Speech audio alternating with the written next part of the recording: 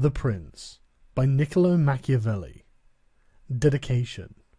to the magnificent Lorenzo di Piero de' Medici. Those who strive to obtain the good graces of a prince are accustomed to come before him with such things as they hold most precious, or in which they see him take most delight, whence one often sees horses, arms, cloth of gold, precious stones, and similar ornaments presented to princes worthy of their greatness. Desiring, therefore, to present myself to your magnificence with some testimony of my devotion towards you, I have not found among my possessions anything which I hold more dear or value so much as the knowledge of the actions of great men, acquired by long experience in contemporary affairs and a continual study of antiquity, which, having reflected upon it with great and prolonged diligence, I now send, digested into a little volume, to your magnificence. And although I may consider this work unworthy of your countenance, nevertheless I trust much to your benignity that it may be acceptable, seeing that it is not possible for me to make a better gift than to offer you the opportunity of understanding, in the shortest time, all that I have learned in so many years, and with so many troubles and dangers, which work I have not embellished with swelling or magnificent words, nor stuffed with rounded periods, nor with any extrinsic allurements or adornments whatever, with which so many are accustomed to embellish their works. For I have wished either that no honour should be given of it, or else that the truth of the matter and the weightiness of the theme shall make it acceptable.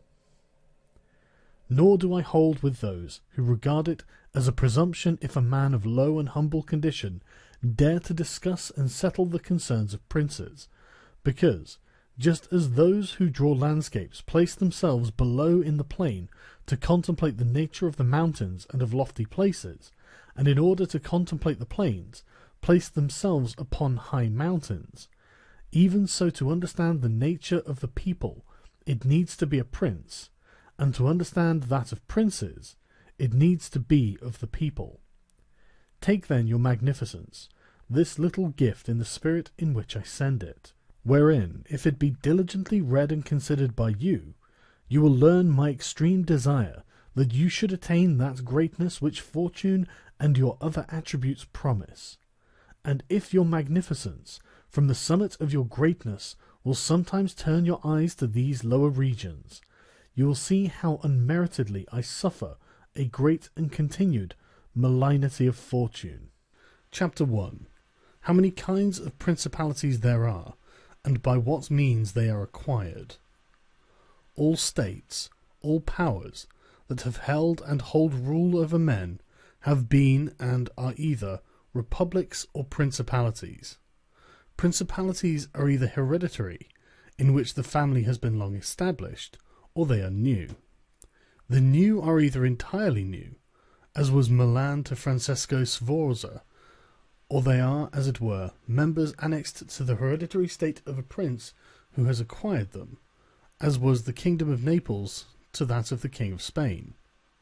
Such dominions thus acquired are either accustomed to live under a prince, or to live in freedom, and they are acquired by either the arms of the prince himself, or of others, or else by fortune or by ability. Chapter 2. Concerning hereditary principalities. I will leave out all discussion on republics, inasmuch in another place I have written of them at length, and will address myself only to principalities.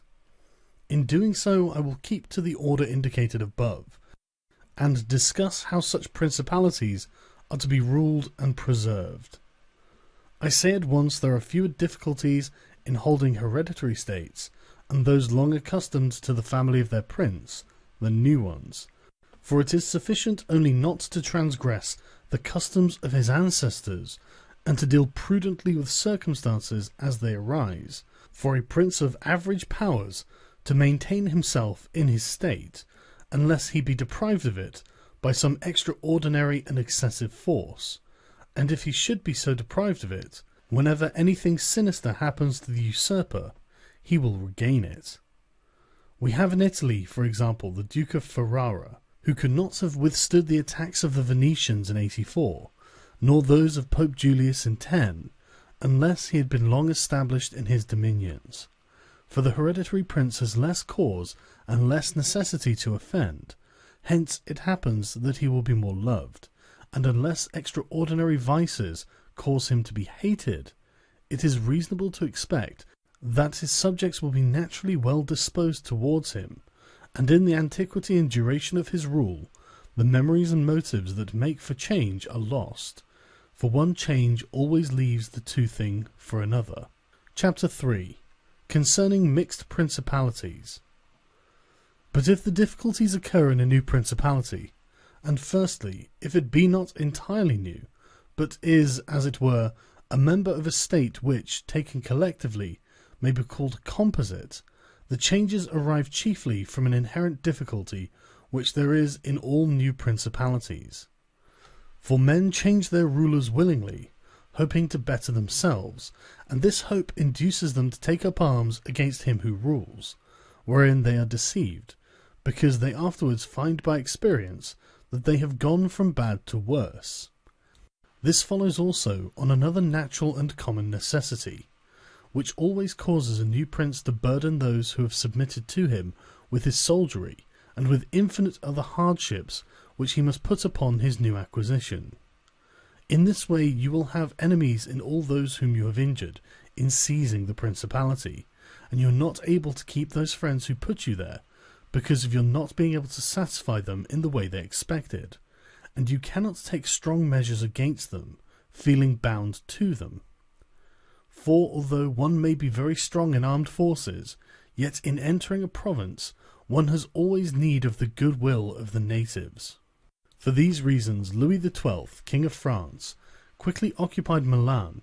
and as quickly lost it, and had to turn him out the first time it only needed Ludovico's own forces, because those who had opened the gates to him, finding themselves deceived in their hopes of future benefit, would not endure the ill treatment of the new prince. It is very true that, after acquiring rebellious provinces a second time,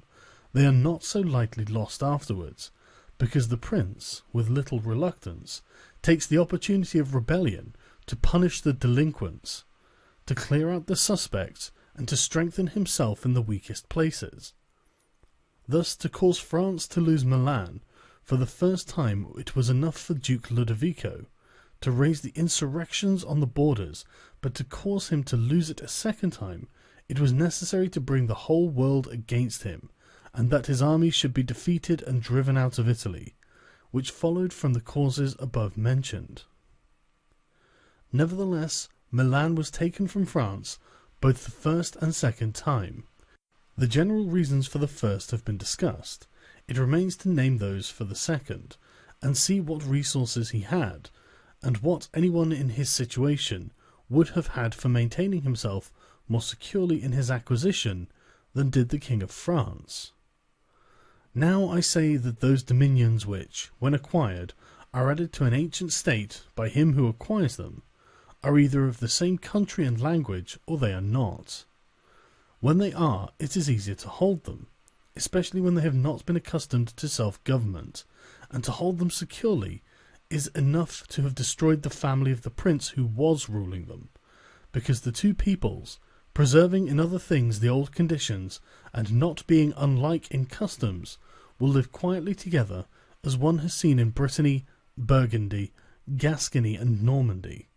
which have been bound to France for so long a time, and, although there may be some difference in language, nevertheless the customs are alike, and the people will easily be able to get on amongst themselves. He who has annexed them, if he wishes to hold them, has only to bear in mind two considerations. The one, that the family of their former lord is extinguished; the other, that neither their laws nor their taxes are altered, so that in a very short time they will become entirely one body with the old principality. But when states are acquired in a country differing in language, customs, or laws, there are difficulties, and good fortune and great energy are needed to hold them, and one of the greatest and most real helps would be that he who has acquired them should go and reside there. This would make his position more secure and durable, as it has made that of the Turk in Greece, who, notwithstanding all other measures taken by him for holding that state, if he had not settled there, would not have been able to keep it. Because if one is on the spot, disorders are seen as they spring up, and one can quickly remedy them. But if one is not at hand, and they are heard of only when they are great, one can no longer remedy them. Besides this, the country is not pillaged by your officials. The subjects are satisfied by prompt recourse to the prince. Thus, wishing to be good, they have more cause to love him, and wishing to be otherwise, to fear him.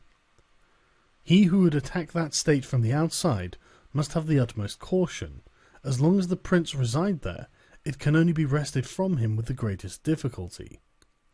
The other and better course is to send colonies to one or two places, which may be as keys to that state, for it is necessary either to do this, or to else keep there a great number of cavalry and infantry.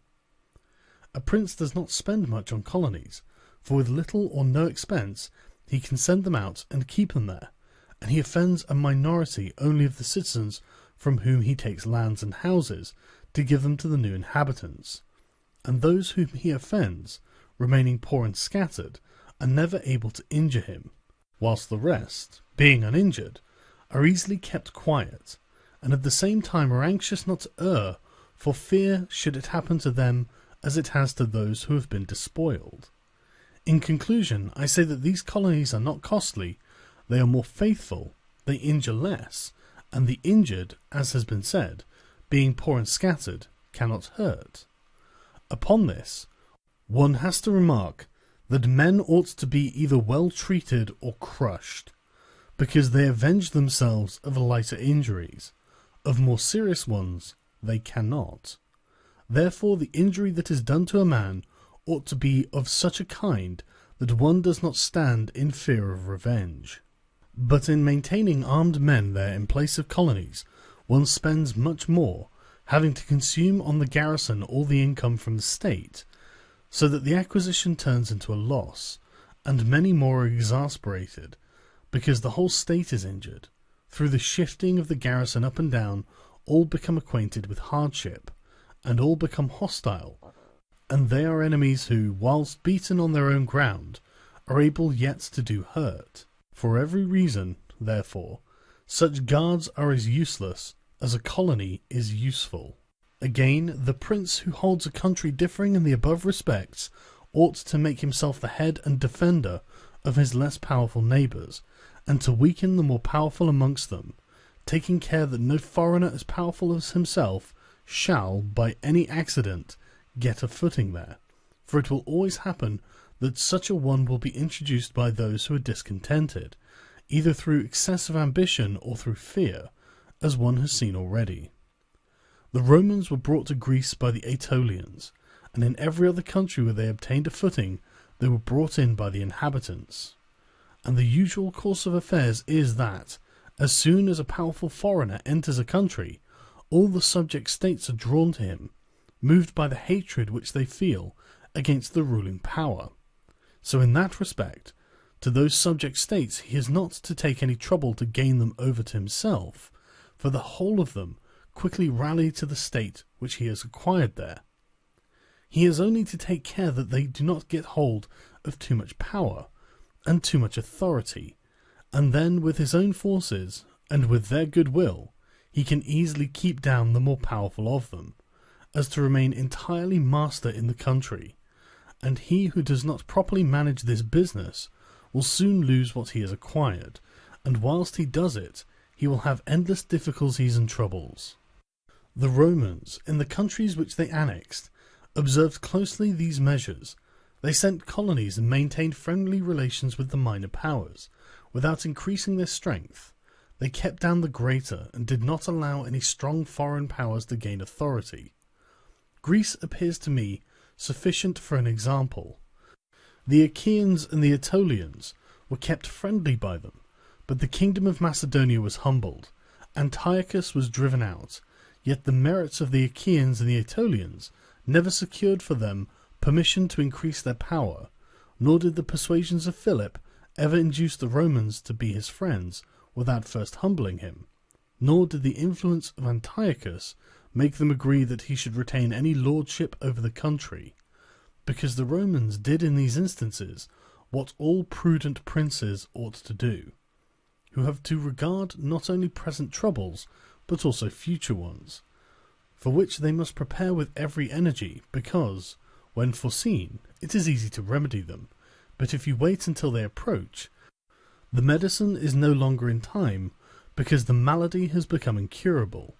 For it happens in this, as the physicians say, it happens in a hectic fever, that in the beginning of the malady it is easy to cure, but difficult to detect, but in the course of time, not having either been detected or treated in the beginning, it becomes easy to detect, but difficult to cure. This it happens in affairs of state, for when the evils that arise that have been foreseen, which it is only given to a wise man to see, they can be quickly redressed. But when, though not having been foreseen,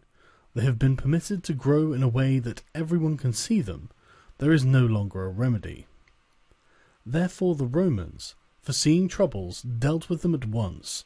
and, even to avoid a war, would not let them come to a head, for they knew that war is not to be avoided, but it is only to be put off to the advantage of others. Moreover, they wished to fight with Philip and Antiochus in Greece, so not to have to do so in Italy. They could have avoided both, but this they did not wish, nor did that ever please them which is ever in the mouths of the wise ones of our time. Let us enjoy the benefits of the time, but rather the benefits of their own valour and prudence, for time drives everything before it, and is able to bring with it the good as well as the evil, and the evil as well as the good. But let us turn to France, and inquire whether she has done any of the things mentioned. I will speak of Louis XII, and not of Charles VIII, as the one whose conduct is the better to be observed, he having held possession of Italy for the longest period, and you will see that he has done the opposite to those things which ought to be done to retain a state composed of diverse elements. King Louis was brought into Italy by the ambitions of the Venetians, who desired to obtain half the state of Lombardy by his intervention. I will not blame the course taken by the king, because wishing to get a foothold in Italy, and having no friends there, seeing rather that every door was shut to him owing to the conduct of Charles, he was forced to accept those friendships which he could get, and he would have succeeded very quickly in his design, if in other matters he had not made some mistakes. The king, however, having acquired Lombardy, regained at once the authority which Charles had lost. Genoa yielded, the Florentines became his friends, the Marquis of Mantua, the Duke of Ferrara, the Bentivogli, my Lady of Forli, the Lords of Faenza, of Pesaro, of Rimini, of Camerino, of Piombino, of Lucchese, the Pisans, the Sienese. Everybody made advances to him to become his friend. Then could the Venetians realize the rashness of the course taken by them, which, in order that they might secure 2 towns in Lombardy, they had made the king the master of 2/3 of Italy. Let anyone now consider with what little difficulty the king could have maintained his position in Italy, had he observed the rules above laid down, and kept all his friends secure and protected, for although they were numerous, they were both weak and timid, some afraid of the church, some of the Venetians, and thus they would always have been forced to stand in with him, and by their means he could easily have made himself secure against those who remained powerful. But he was no sooner in Milan than he did the contrary, by assisting Pope Alexander to occupy the Romagna. It never occurred to him that by this action he was weakening himself, depriving himself of friends, and of those who had thrown themselves into his lap, whilst he aggrandized the church by adding much temporal power to the spiritual, thus giving it greater authority. And having committed this prime error, he was obligated to follow it up, so much so that, to put an end to the ambition of Alexander, and to prevent his becoming the master of Tuscany, he was forced himself to come to Italy. And as if it were not enough to have aggrandized the church and deprived himself of friends, he, wishing to have the kingdom of Naples, divides it with the King of Spain, and where he was the prime arbiter in Italy, he takes an associate, so that the ambitious of that country and the malcontents of his own should have somewhere to shelter, and whereas he could have left the kingdom his own pensioner as king, he drove him out, to put one there who was able to drive him, Louis, out in turn. The wish to acquire is in truth very natural and common, and men always do so when they can, and for this they will be praised and not blamed. Yet when they cannot do so, yet wish to do so by any means, then there is folly and blame. Therefore, if France could have attacked Naples with her own forces, she ought to have done so. If she could not, then she ought not to have divided it. And if the partition which she had made with the Venetians and Lombardy was justified by the excuse that by it she got a foothold in Italy, this other partition merited blame, for it had not the excuse of that necessity. Therefore Louis made these 5 errors. He destroyed the minor powers. He increased the strength of one of the greater powers in Italy. He brought in a foreign power. He did not settle in the country. He did not send colonies. Which errors, had he lived, were not enough to injure him, had he not made a 6th, by taking away their dominions from the Venetians. Because, had he not aggrandized the church, nor brought Spain into Italy, it would have been very reasonable and necessary to humble them. But having first taken these steps, he ought never have consented to their ruin, for they, being powerful, would always have kept off others from designs on Lombardy, to which the Venetians would never have consented, except to become the masters themselves there. Also because the others would not wish to take Lombardy from France in order to give it to the Venetians, and to run counter to both, they would not have had the courage. And if anyone should say, King Louis yielded the Romagna to Alexander and the kingdom of Spain to avoid war, I answer for the reasons given above that a blunder ought never to be perpetrated to avoid war, because it is not to be avoided, but is only deferred to your disadvantage. And if another should allege the pledge which the king had given the Pope that he would assist him in the enterprise, in exchange for the dissolution of his marriage and for the cap to Rouen, to that I reply what I shall write later on concerning the faith of princes and how it ought to be kept. Thus King Louis lost Lombardy by not having followed any of the conditions observed by those who have taken possession of countries and wished to retain them. Nor is there any miracle in this, but much that is reasonable and quite natural.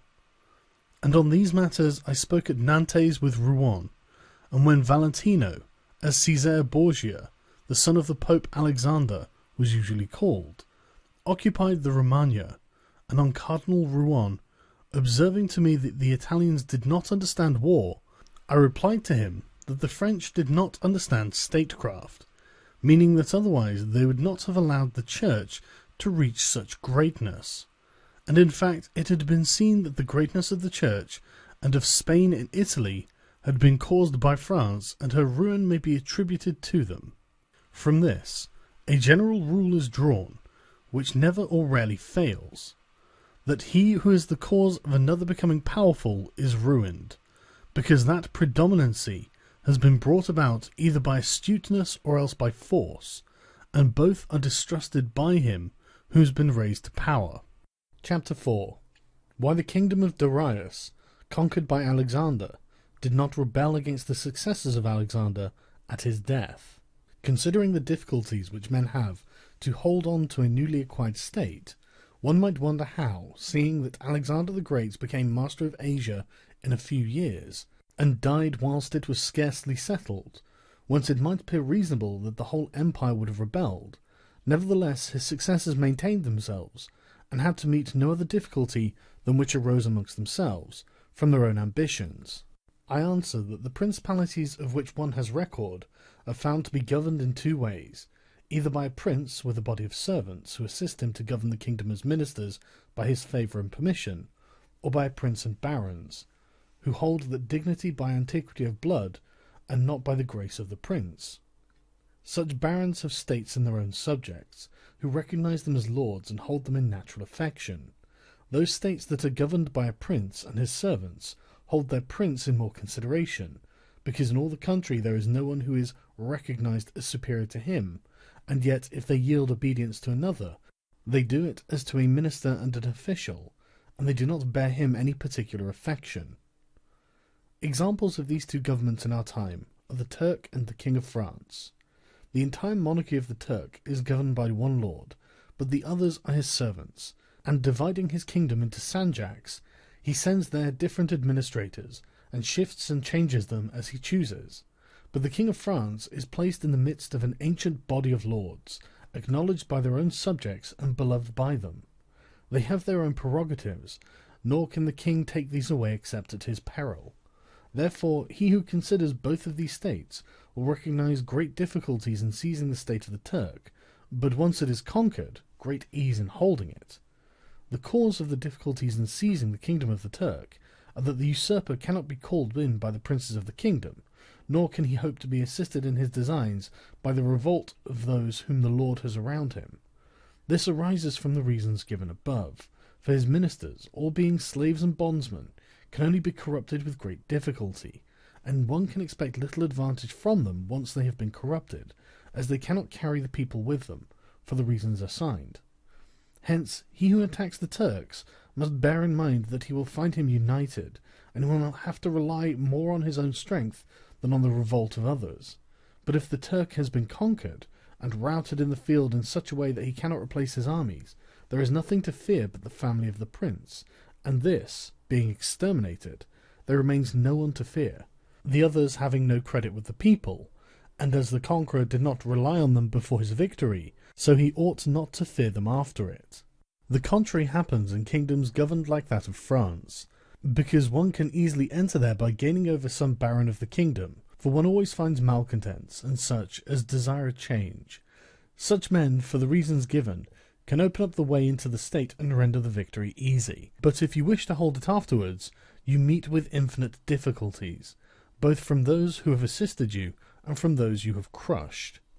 Nor is it enough for you to have exterminated the family of the prince, because the lords that remain make themselves the heads of fresh movements against you, and as you are unable either to satisfy or exterminate them, that state is lost whenever time brings the opportunity.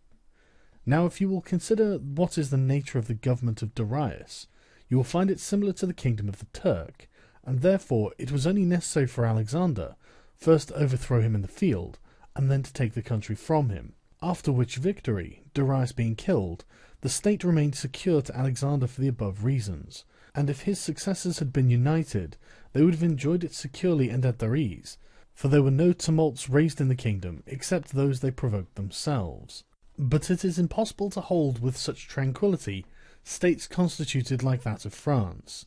Hence arose those frequent rebellions against the Romans in Spain, France, and Greece, owing to the many principalities there were in these states, of which, as long as the memory of them endured, the Romans always held an insecure possession.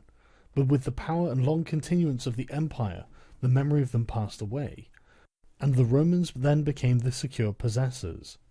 And when fighting afterwards amongst themselves, each one was able to attach to himself his own parts of the country, according to the authority he had assumed there, and the family of the former lord being exterminated, none other than the Romans were acknowledged. When these things are remembered, no one will marvel at the ease with which Alexander held the empire of Asia, or at the difficulties which others had to keep in acquisition, such as Pyrrhus and many more. This is not occasioned by the little or abundance of ability in the conqueror, but by the want of uniformity in the subject state. Chapter 5. Concerning the way to govern cities or principalities which lived under their own laws before they were annexed. Whenever those states which have been acquired, as stated, have been accustomed to live under their own laws and in freedom, there are three courses for those who wish to hold them. The first is to ruin them. The next is to reside there in person. The third is to permit them to live under their own laws, drawing a tribute and establishing it within an oligarchy which will keep it friendly to you. Because such a government, being created by the prince, knows it cannot stand without his friendship and interest, and it does the utmost to support him. And therefore he who would keep a city accustomed to freedom will hold it more easily by the means of its own citizens than any other way. There are, for example, the Spartans and the Romans. The Spartans held Athens and Thebes, establishing there an oligarchy. Nevertheless, they lost them. The Romans, in order to hold Capua, Carthage, and Numantia, dismantled them and did not lose them.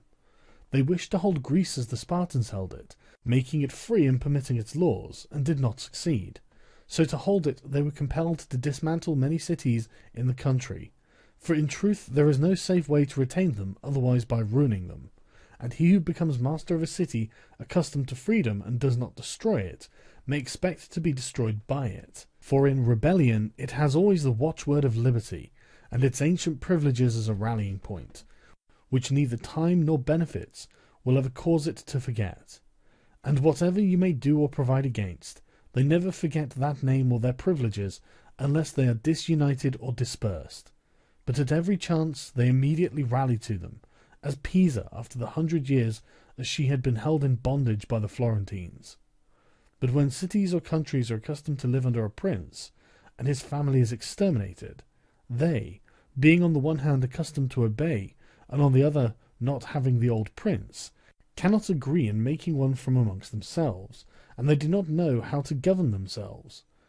For this reason they are very slow to take up arms, and a prince can gain them to himself and secure them much more easily.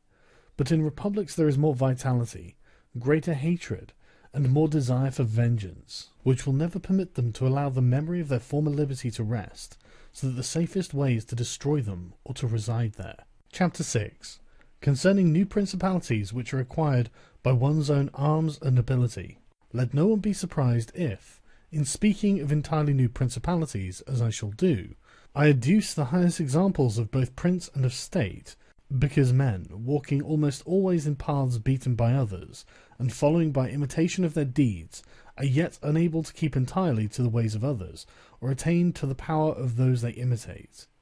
A wise man ought always to follow the paths beaten by great men, and to imitate those who have been supreme, so that if his ability does not equal theirs, at least it will savour of it. Let him act like the clever archers, who, designing to hit the mark which yet appears too far distant, and knowing the limits to which the strength of their bow attains, take aim much higher than the mark, not to reach by their strength or arrow so great a height, but to be able with the aid of so high an aim to hit the mark they wish to reach. I say, therefore, that in entirely new principalities, where there is a new prince, more or less difficulty is found in keeping them, accordingly as there is more or less ability in him who acquired the state.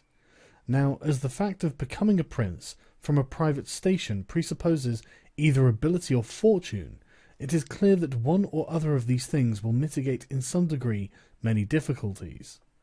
Nevertheless, he who has relied least on fortune is established the strongest.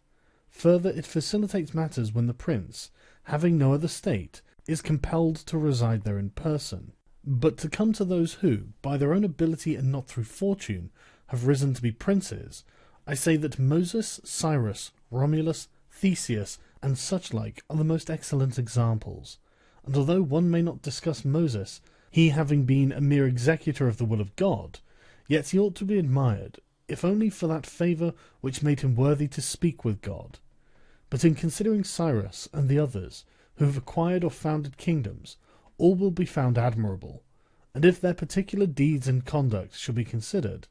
they will not be found inferior to those of Moses, although he had so great a preceptor.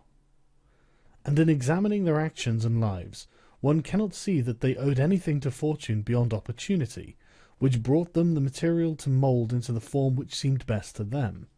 Without that opportunity their powers of mind would have been extinguished, and without those powers the opportunity would have come in vain. It was necessary, therefore, to Moses that he should find the people of Israel in Egypt enslaved and oppressed by the Egyptians, in order that they should be disposed to follow him, so as to be delivered out of bondage.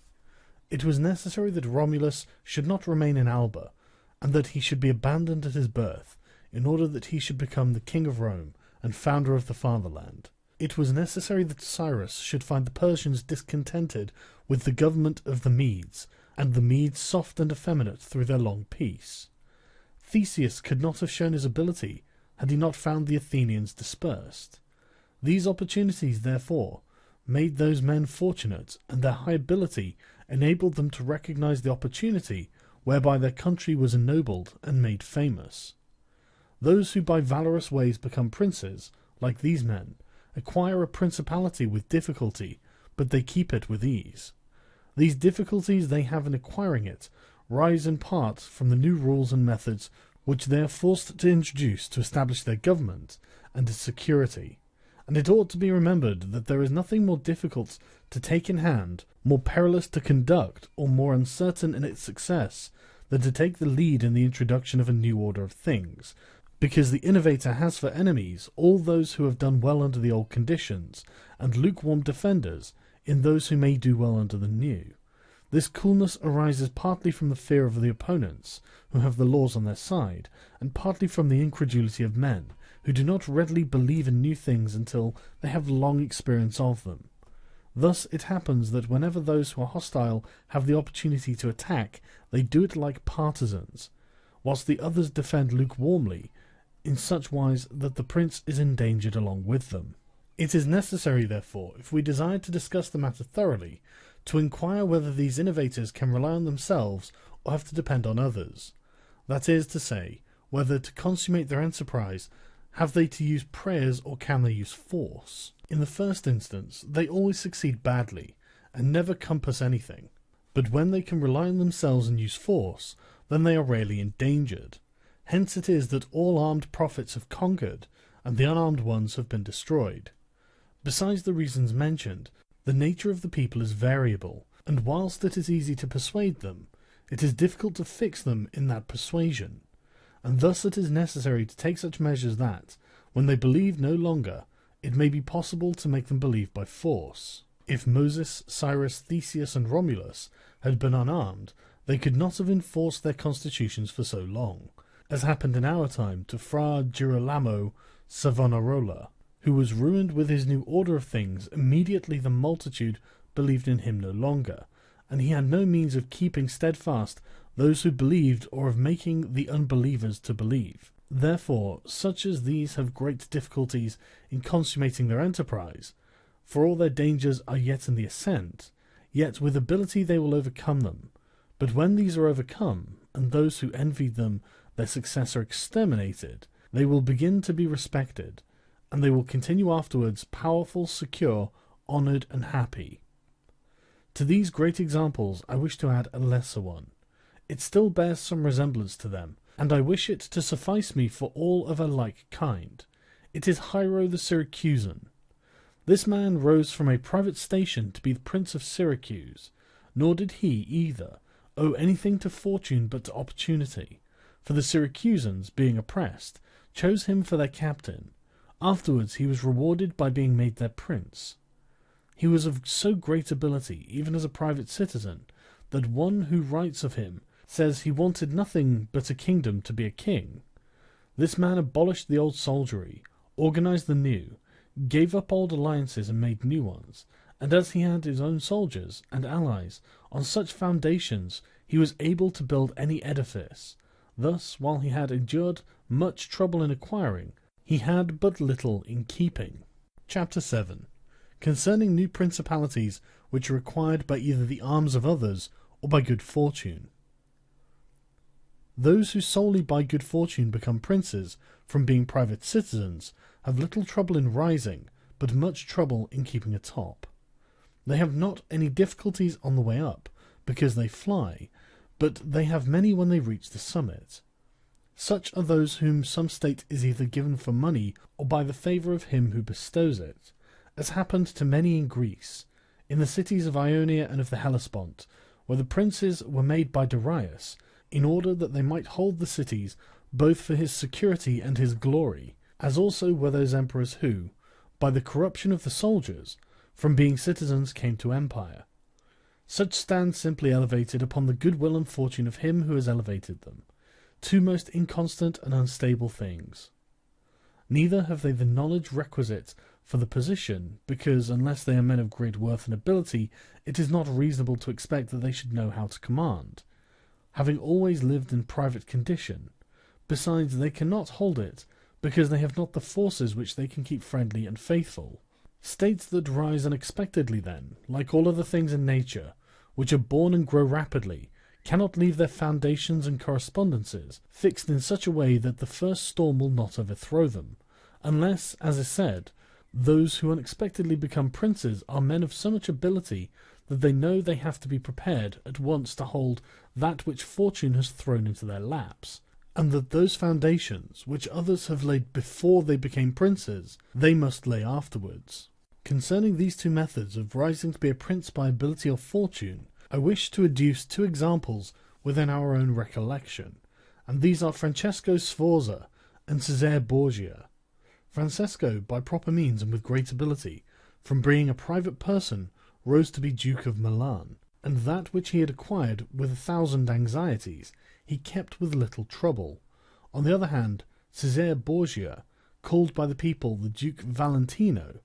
acquired his state during the ascendancy of his father, and on its decline he lost it, notwithstanding that he had taken every measure and done all that ought to be done by a wise and able man to fix firmly his roots in the states, which the arms and fortunes of others had bestowed upon him. Because, as is stated above, he who has not first laid his foundations may be able with great ability to lay them afterwards, but they will be laid with trouble to the architect and danger to the building. If, therefore, all the steps taken by the Duke be considered, it will be seen that he laid solid foundations for his future power, and I do not consider it superfluous to discuss them, because I do not know what better precepts to give a new prince than the example of his actions. And if his dispositions were of no avail, that was not his fault, but the extraordinary and extreme malignity of fortune. Alexander VI, in wishing to aggrandize the Duke, his son, had many immediate and prospective difficulties. First, he did not see his way to make him master of any state that was not a state of the Church, and if he was willing to rob the Church, he knew that the Duke of Milan and the Venetians would not consent, because Faenza and Rimini were already under the protection of the Venetians. Besides this, he saw the arms of Italy, especially those by which he might have been assisted, in hands that would fear the aggrandizement of the Pope, namely the Orsini and the Colonnesi, and their following. It behoved him, therefore, to upset this state of affairs and embroil their powers, so as to make himself securely master of part of their states. This was easy for him to do, because he found the Venetians, moved by other reasons, inclined to bring back the French into Italy. He would not only propose this, but he would render it more easy by dissolving the former marriage of King Louis. Therefore the king came into Italy with the assistance of the Venetians and the consent of Alexander. He was no sooner in Milan than the Pope had soldiers from him for the attempt on Romagna, which yielded to him on the reputation of the king. The Duke, therefore, having acquired Romagna and beaten the Colonnesi, while wishing to hold that and to advance further, was hindered by two things. The one, his forces did not appear to be loyal to him. The other, the goodwill of France. That is to say, he feared that the forces of the Orsini, which he was using, would not stand to him, that not only might they hinder him from winning more, but might themselves seize what he had won, and that the king might also do the same. Of the Orsini, he had a warning when, after taking Faenza and attacking Bologna, he saw them go very unwillingly to that attack. And as to the king, he learned his mind when he made himself, after taking the duchy of Urbino, attack Tuscany, and the king made him desist from that undertaking. Hence the Duke decided to depend no more on the arms and the luck of others. For the first thing, he weakened the Orsini and Colonnesi parties in Rome, by gaining to himself all their adherents who were gentlemen, making them his gentlemen, giving them good pay and, according to their rank, honouring them with office and command in such a way that in a few months all attachment to the factions was destroyed, and turned entirely to the Duke. After this, he awaited an opportunity to crush the Orsini, having scattered the adherents of the Colonna house. This came to him soon, and he used it well, for the Orsini, perceiving at length that the aggrandizement of the Duke and the Church was the ruin to them, called a meeting of the Magnoni in Perugia. From this sprung the rebellion at Urbino, and the tumults in the Romagna, with endless dangers to the Duke, all of which he overcame with the help of the French. Having restored his authority, not to leave it at risk by trusting either to the French or to other outside forces, he had recourse to his wiles, and he knew so well how to conceal his mind that, by the mediation of Signor Pagolo, whom the Duke did not fail to secure with all kinds of attention, giving him money, apparel, and horses, the Orsini were reconciled,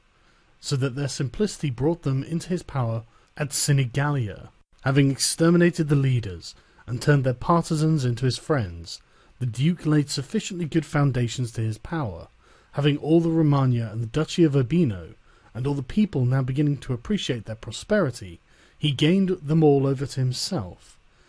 And as this point is worthy of notice, and to be imitated by others, I am not willing to leave it out. When the Duke occupied the Romagna, he found it under the rule of weak masters,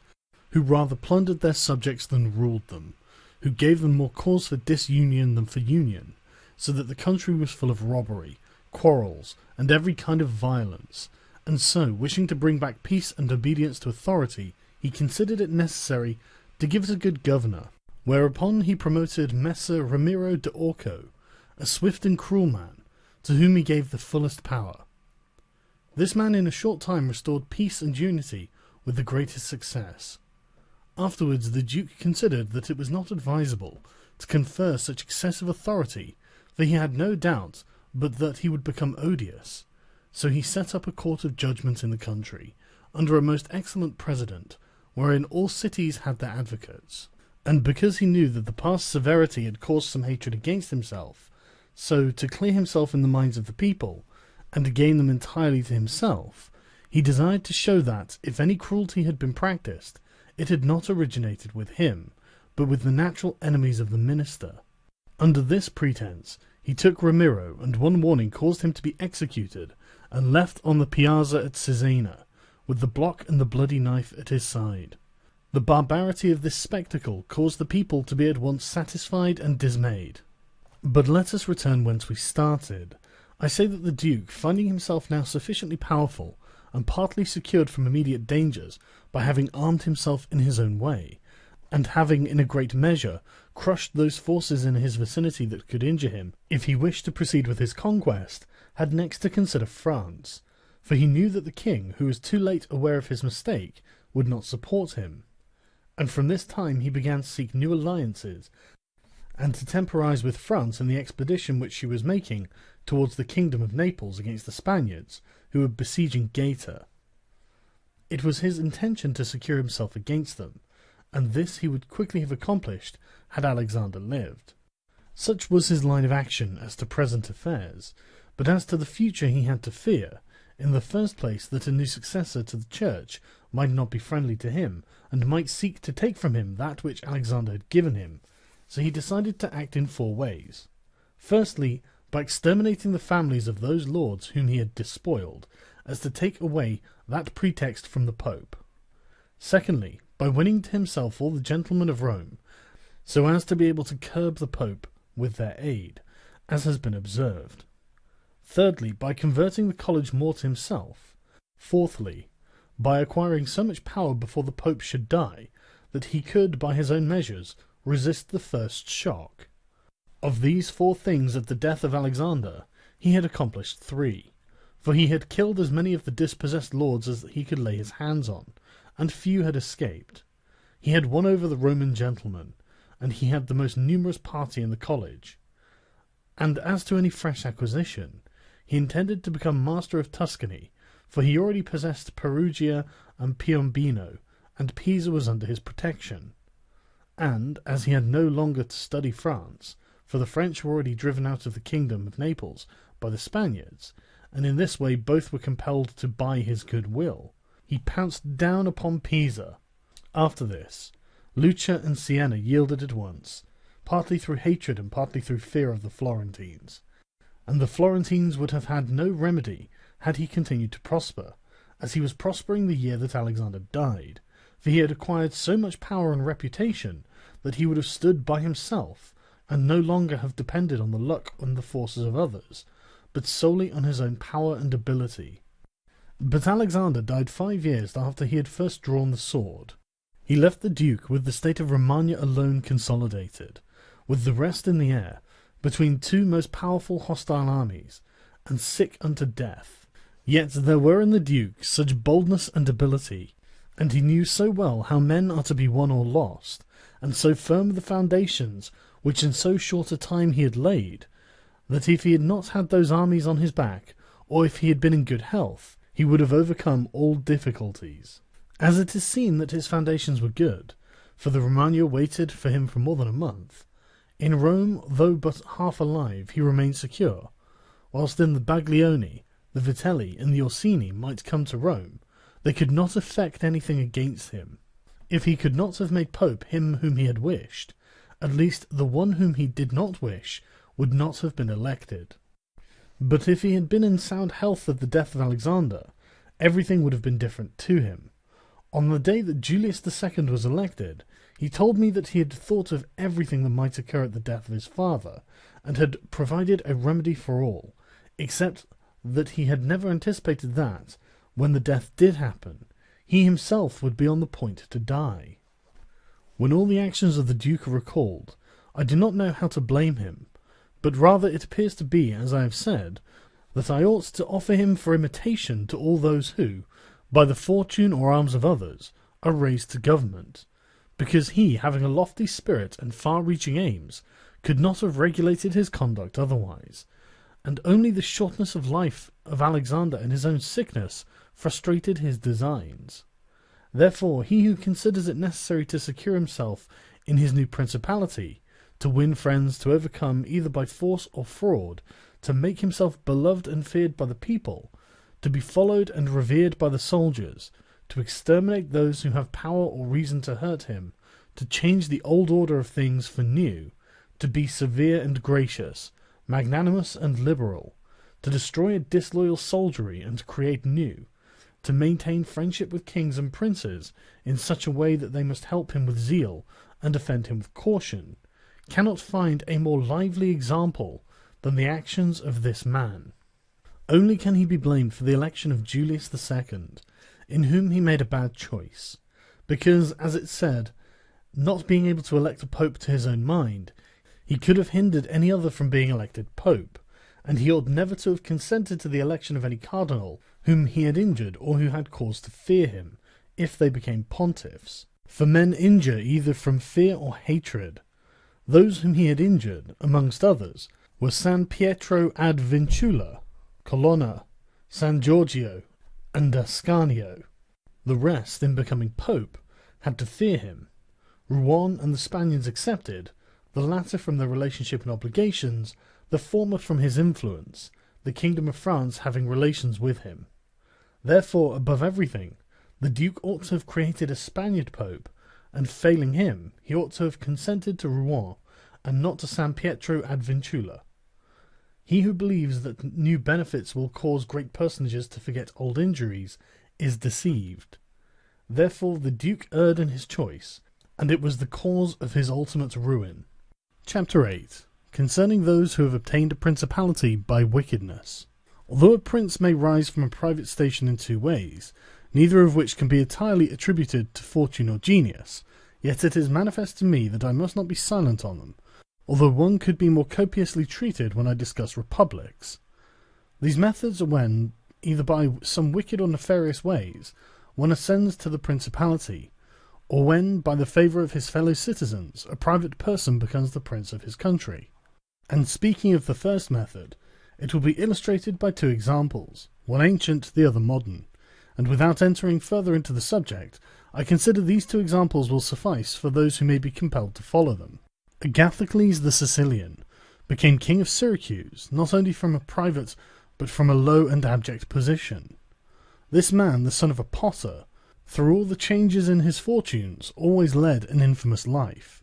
Nevertheless, he accompanied his infamies with so much ability of mind and body, that, having devoted himself to the military profession, he rose through its ranks to be praetor of Syracuse.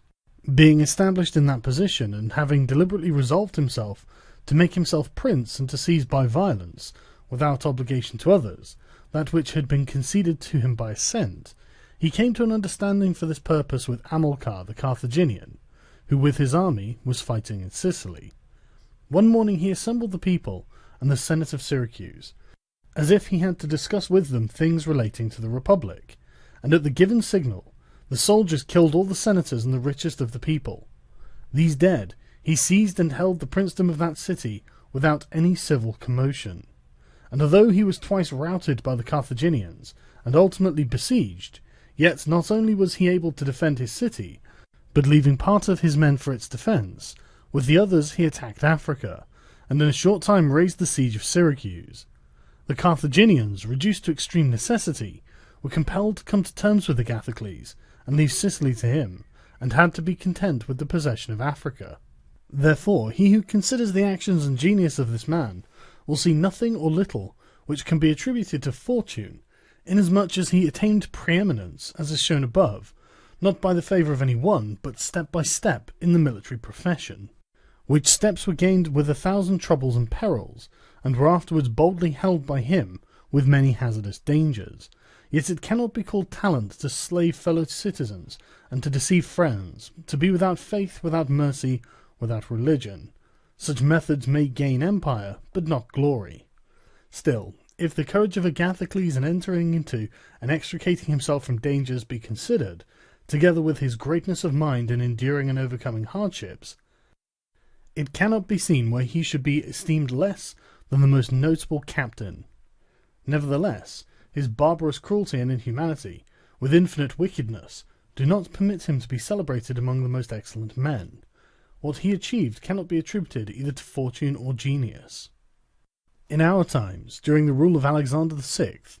Oliverotto de Fermo, having been left an orphan many years before, was brought up by his maternal uncle, Giovanni Fogliani, and in the early days of his youth sent to fight under Paolo Vitelli, that, being trained under his discipline, he might attain some high position in the military profession. After Pagolo died, he fought under his brother Vitellozzo, and in the very short time, being endowed with wit and a vigorous body and mind, he became the first man in his profession. But it appearing a paltry thing to serve under others, he resolved, with the aid of some citizens of Fermo, to whom the slavery of their country was dearer than its liberty, and with the help of Vitelci, to seize Fermo. So he wrote to Giovanni Fogliani that, having been away from home for many years, he wished to visit him and his city, and in some measure to look upon his patrimony. And although he had not laboured to acquire anything except honour, yet, in order that the citizens should see that he had not spent his time in vain, he desired to come honourably, so would be accompanied by 100 horsemen, his friends and retainers, and he entreated Giovanni to arrange that he should be received honourably by the Fermians, all of which would be not only to his honour, but also to that of Giovanni himself, who had brought him up. Giovanni, therefore, did not fail in any attentions due his nephew, and he caused him to be honourably received by the Fermians, and he lodged him in his own house, where, having passed some days, and having arranged that was necessary for his wicked designs, Oliverotto gave a solemn banquet to which he invited Giovanni Fogliani and the chiefs of Fermo. When the viands and all the other entertainments that are usual in such banquets were finished, Oliverotto artfully began certain grave discourses, speaking of the greatness of Pope Alexander and his son Caesar, and of their enterprises. To which discourse Giovanni and the others answered. He rose at once, saying that such matters ought to be discussed in a more private place, and he betook himself to a chamber, whither Giovanni and the rest of the citizens went in after him. No sooner were they seated than soldiers issued from secret places and slaughtered Giovanni and the rest. After these murders, Oliverotto, mounted on horseback, rode up and down the town, and besieged the chief magistrate in the palace,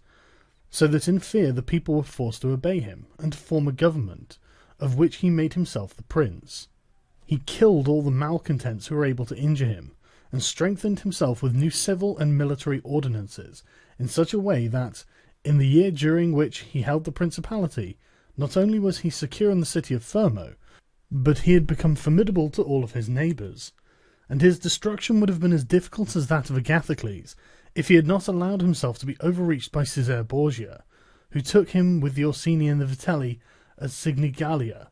as was stated above. Thus, 1 year after he had committed this parricide, he was strangled, together with Vitellozzo, whom he had made his leader in valour and wickedness. Some may wonder how it can happen that Agathocles, and his like, after infinite treacheries and cruelties, should live for long secure in his country, and defend himself from external enemies, and never be conspired against by his own citizens, seeing that many others, by means of cruelty, have never been able even in peaceful times to hold the state, still less than in doubtful times of war. I believe that this follows from severities being badly or properly used. Those may be called properly used if of evil it is possible to speak well, that are applied at one blow and are necessary to one's security, and that are not persisted in afterwards unless they can be turned to the advantage of the subjects. The badly employed are those which, notwithstanding they may be few in the commencement, multiply with time rather than decrease.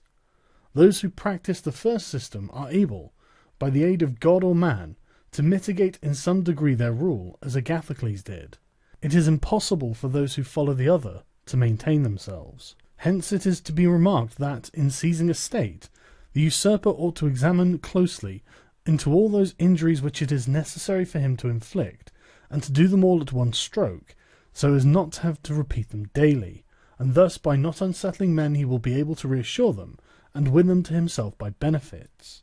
He who does otherwise, either from timidity or from evil advice, is always compelled to keep the knife in his hand. Neither can he rely on his subjects, nor can they attach themselves to him, owing to their continued and repeated wrongs. For injuries ought to be done all at one time, so that, being tasted less, they offend less. Benefits ought to be given little by little, so that the flavour of them may last longer.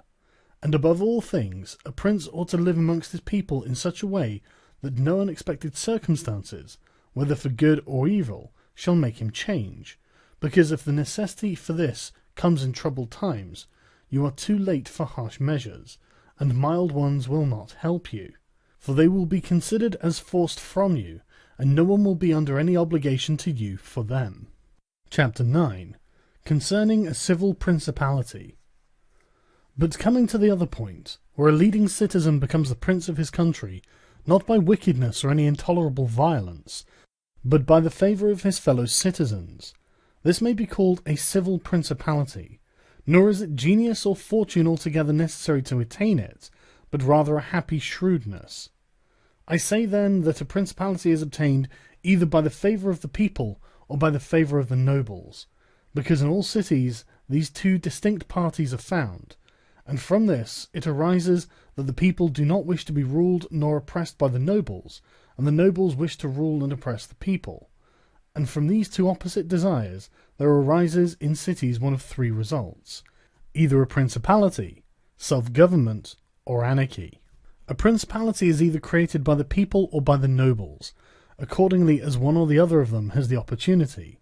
For the nobles, seeing that they cannot withstand the people, begin to cry up the reputation of one of themselves, and they make him a prince, so that under his shadow they can give vent to their ambitions. The people, finding that they cannot resist the nobles, also cry up the reputation of one of themselves, and make him a prince as so to be defended by his authority.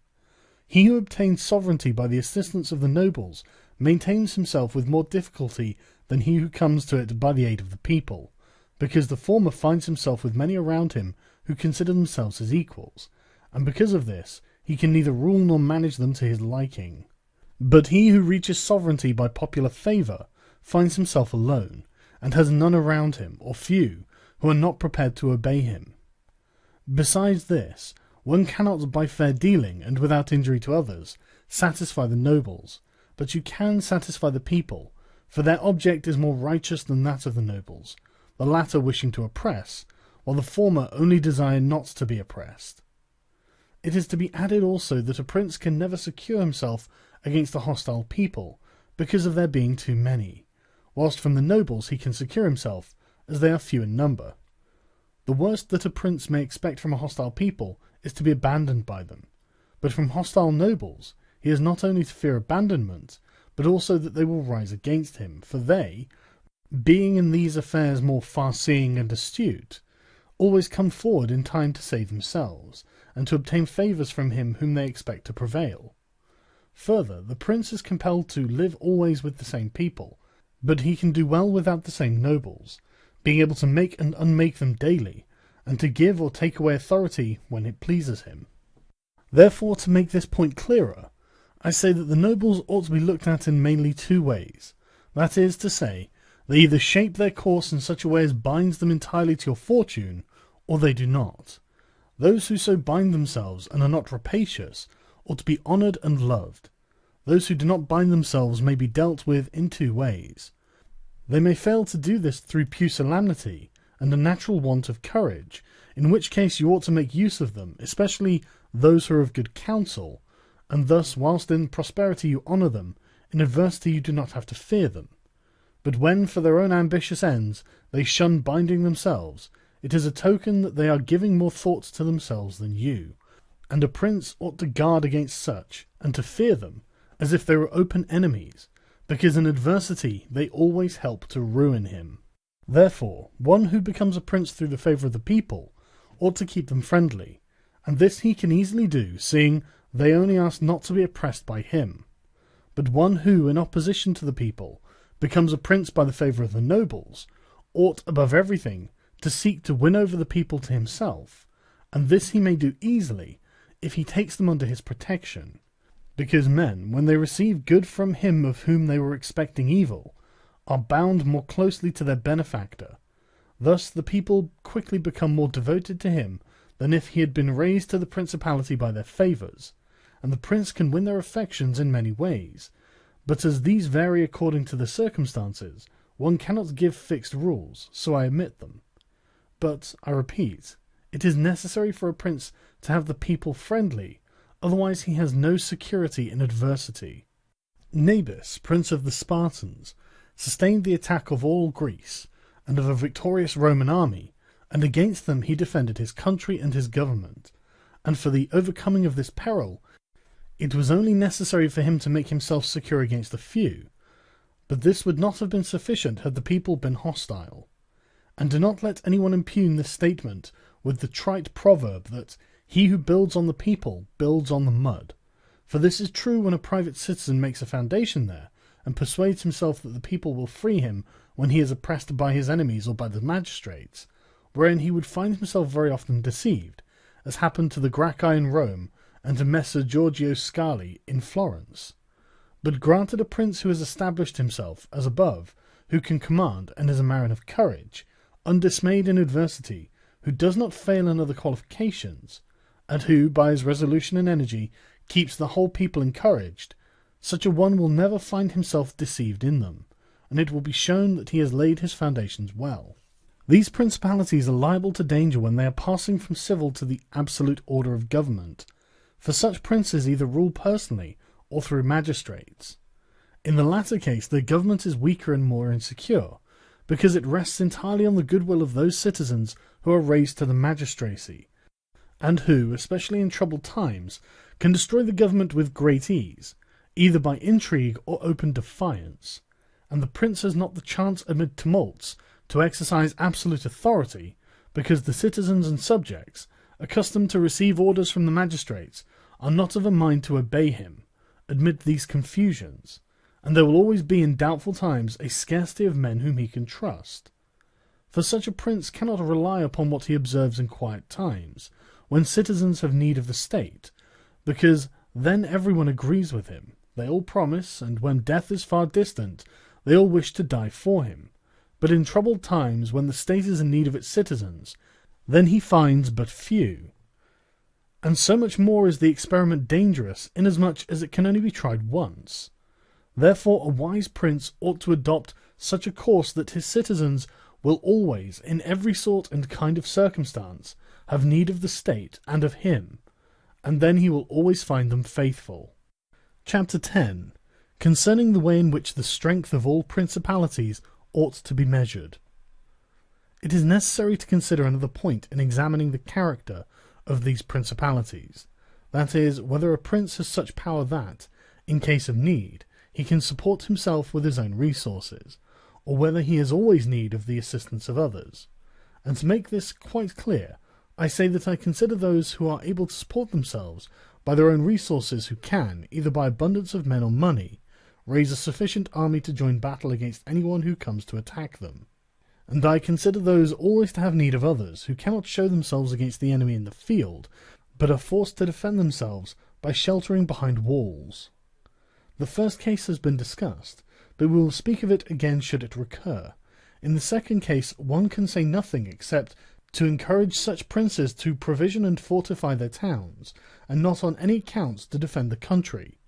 And whoever shall fortify his town well, and shall have managed the other concerns of his subjects in the way stated above, and to be often repeated, will never be attacked without great caution, for men are always adverse to enterprises where difficulties can be seen, and it will not be seen to be an easy thing to attack one who has his town well fortified and is not hated by his people.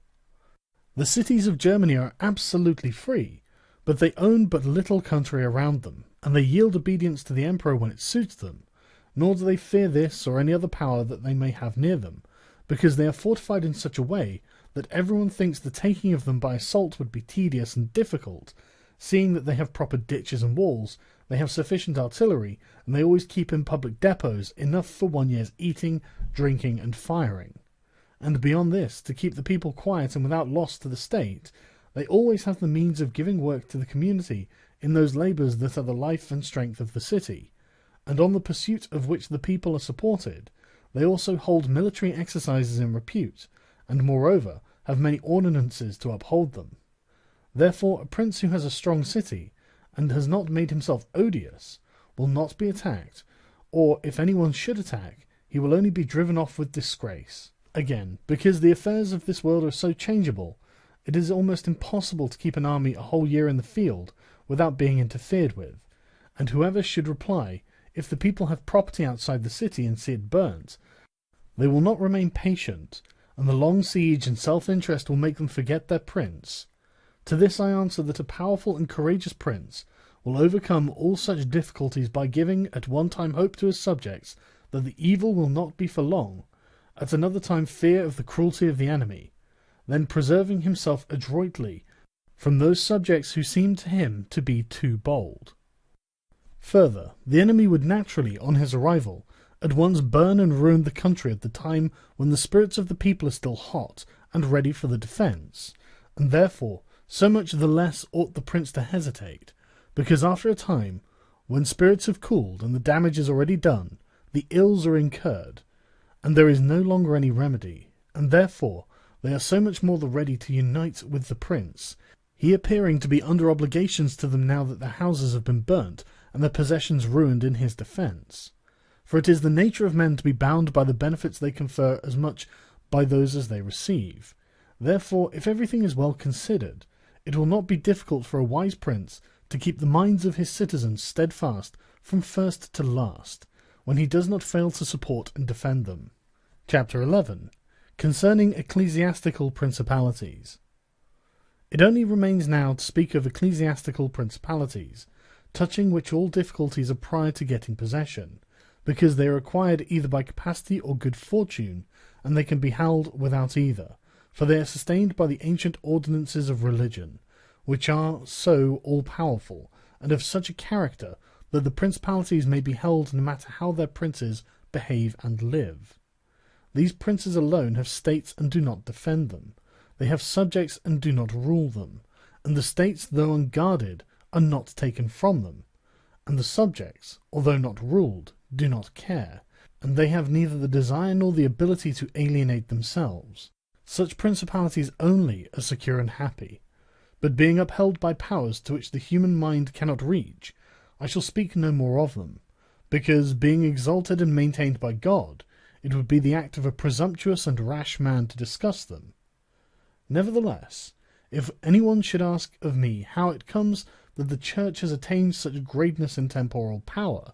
seeing that from Alexander backwards the Italian potentates, not only those who have been called potentates, but every baron and lord, though the smallest, have valued their temporal power very slightly, yet now a king of France trembles before it, and it has been able to drive him from Italy, and to the ruin of the Venetians. Although this may be very manifest, it does not appear to me superfluous to recall it in some measure to memory. Before Charles, King of France, passed into Italy, this country was under the dominion of the Pope, the Venetians, the King of Naples, the Duke of Milan, and the Florentines. These potentates had two principal anxieties: the one that no foreigner should enter Italy under arms, the other that none of themselves should seize more territory. Those about whom there was most anxiety were the Pope and the Venetians. To restrain the Venetians, the union of all the others was necessary, as it was for the defence of Ferrara, and to keep down the Pope they made use of the barons of Rome, who, being divided into two factions, the Orsini and the Colonnesi, had always a pretext for disorder, and, standing with arms in their hands under the eyes of the pontiff, kept the pontificate weak and powerless. And although there might arise sometimes a courageous pope, such as Sixtus, yet neither fortune nor wisdom could rid him of these annoyances, and the short life of a pope is also a cause for weakness, for in the 10 years, which is the average life of a pope, he can with difficulty lower one of the factions, and if, so to speak, one people should almost destroy the Colonnesi, another would rise hostile to the Orsini, who would support their opponents, and yet would not have time to ruin the Orsini. This was the reason why the temporal powers of the Pope were little esteemed in Italy. Alexander VI rose afterwards, who, of all the pontiffs that have ever been, showed how a pope with both money and arms was able to prevail, and though the instrumentality of the Duke Valentino, and by the reason of the entry of the French, he brought about all those things which I have discussed above in the actions of the Duke. And although his intention was not to aggrandize the Church, but the Duke, nevertheless he did contribute to the greatness of the Church, which, after his death and the ruin of the Duke, became the heir to all his labours. Pope Julius came afterwards and found the Church strong, possessing all the Romagna, the barons of Rome reduced to impotence, and through the chastisements of Alexander, the factions wiped out. He also found the way open to accumulate money in a manner such as never been practised before Alexander's time. Such things Julius not only followed, but improved upon, and he intended to gain Bologna, to ruin the Venetians, and to drive the French out of Italy. All of these enterprises prospered with him,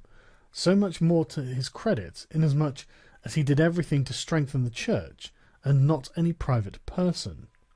He also kept the Orsini and the Colonnesi factions within the bounds in which he found them, and although there was among them some mind to make disturbance, nevertheless he held two things firm: the one, the greatness of the Church, with which he terrified them, and the other, not allowing them to have their own cardinals, who caused the disorders among them. For whenever these factions have their cardinals, they do not remain quiet for long, because cardinals foster the factions in Rome and out of it, and the barons are compelled to support them, and thus from the ambitions of prelates arise disorders and tumults among the barons. For these reasons His Holiness Pope Leo found the pontificates most powerful, and it is to be hoped that, if others made it great in arms, he will make it still greater and more venerated by his goodness and infinite other virtues. Chapter 12. How many kinds of soldiery there are, and concerning mercenaries. Having discoursed particularly on the characteristics of such principalities as in the beginning I proposed to discuss, and having considered in some degree the causes of their being good or bad,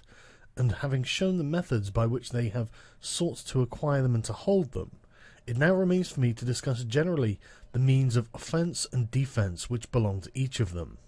We have seen above how necessary it is for a prince to have his foundations well laid, otherwise it follows of necessity that he will go to ruin. The chief foundations of all states, new as well as old or composite, are good laws and good arms, and as there cannot be good laws where the state is not well armed, it follows that where they are well armed they have good laws. I shall leave the laws out of the discussion, and I shall speak of the arms.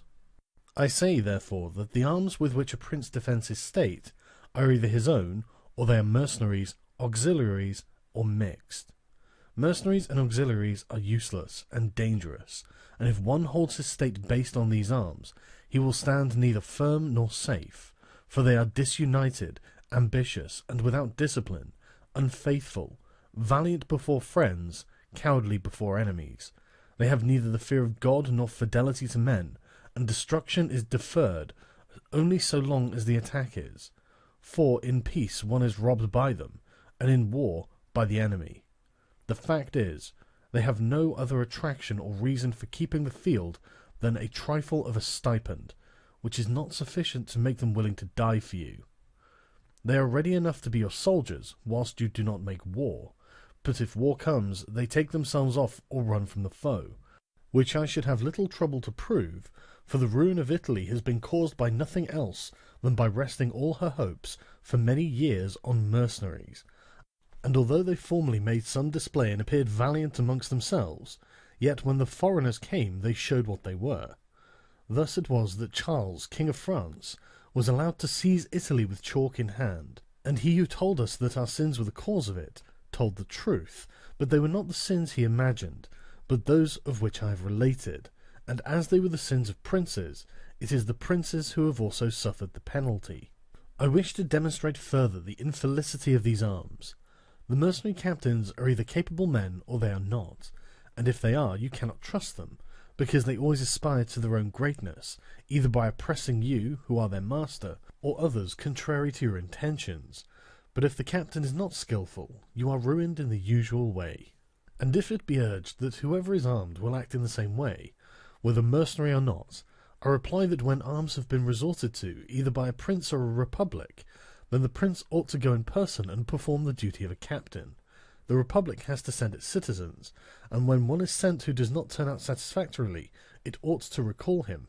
and when one is worthy, to hold him by the laws so he does not leave the command. And experience has shown that princes and republics, single-handed, making the greatest progress, and mercenaries doing nothing except damage, and it is more difficult to bring a republic, armed with its own arms, under the sway of one of its citizens, than it is to bring one armed with foreign arms. Rome and Sparta stood for many ages armed and free. The Switzers are completely armed and quite free. Of ancient mercenaries, for example, there are the Carthaginians, who were oppressed by their mercenary soldiers after the first war with the Romans, although the Carthaginians had their own citizens for captains. After the death of Epaminondas, Philip of Macedon was made captain of their soldiers by the Thebans, and after victory he took away their liberty. Duke Filippo being dead, the Milanese enlisted Francesco Sforza against the Venetians, and he, having overcome the enemy at Caravaggio, allied himself with them to crush the Milanese, his masters. His father, Sforza, having been engaged by Queen Johanna of Naples, left her unprotected, so that she was forced to throw herself into the arms of the King of Aragon, to save her kingdom. And if the Venetians and Florentines formerly extended their dominions by these arms, and yet their captains did not make themselves princes, but have defended them, I reply that the Florentines in this case have been favoured by chance, for of the able captains of whom they might have stood in fear, some have not conquered, some have been opposed, and others have turned their ambitions elsewhere. One who did not conquer was Giovanni Acuto, and since he did not conquer, his fidelity cannot be proved.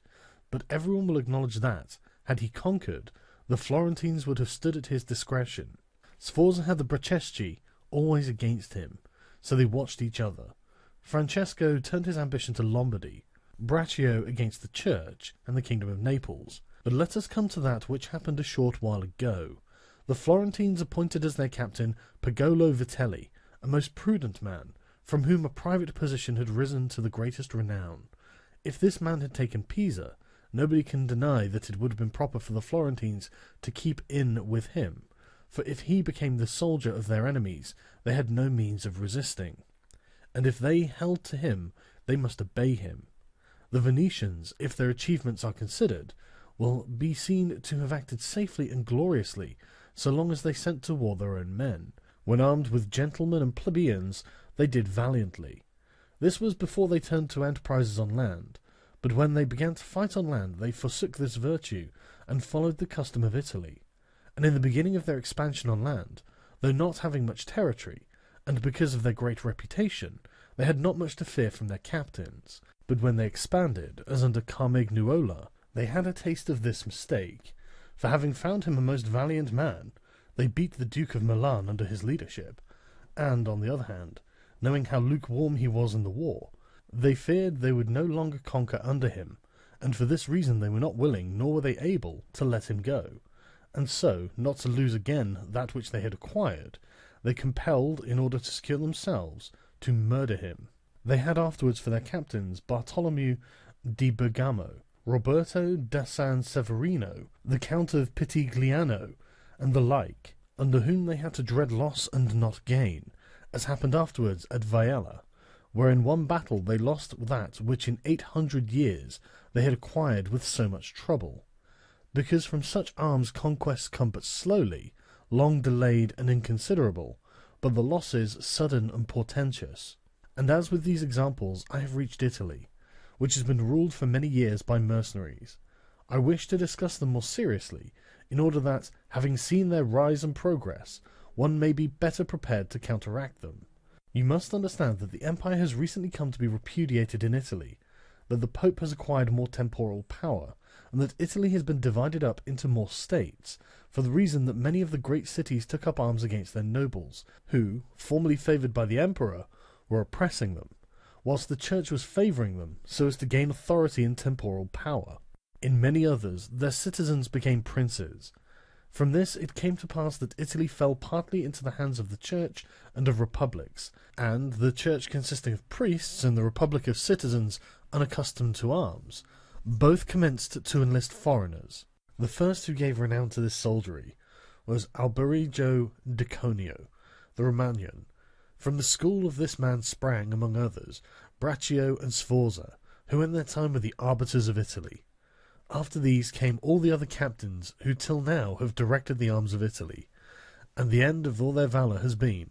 that she has been overrun by Charles, robbed by Louis, ravaged by Ferdinand, and insulted by the Switzers. The principle that has guided them has been, first, to lower the credit of infantry so that they might increase their own. They did this because, subsisting on their pay and without territory, they were unable to support many soldiers, and a few infantry did not give them any authority, so they were led to employ cavalry, with a moderate force of which were maintained and honoured. And affairs were brought to such a pass that, in an army of 20,000 soldiers, there were not to be found 2,000 foot soldiers. They had, besides this, used every art to lessen fatigue and danger to themselves and their soldiers, not killing in the fray but taking prisoners, and liberating without ransom. They did not attack towns at night, nor did the garrisons of the towns attack encampments at night. They did not surround the camp either with stockade or ditch, nor did they campaign in the winter. All of these things were permitted by their military rules, and devised by them to avoid, as I have said, both fatigue and dangers. Thus they have brought Italy to slavery and contempt. Chapter 13. Concerning auxiliaries, mixed soldiery, and one's own. Auxiliaries, which are the other useless arm, are employed when a prince is called in with his forces to aid and defend, as was done by Pope Julius in the most recent times. For he, having in the enterprise against Ferrara had poor proof of his mercenaries, turned to auxiliaries, and stipulated with Ferdinand, King of Spain, for his assistance with men and arms. These arms may be useful and good in themselves, but for him who calls them in, they are always disadvantageous, for losing one is undone, and winning one is their captive. And although ancient histories may be full of examples, I do not wish to leave this recent one of Pope Julius II, the peril of which cannot fail to be perceived, for he, wishing to get Ferrara, threw himself entirely into the hands of the foreigner,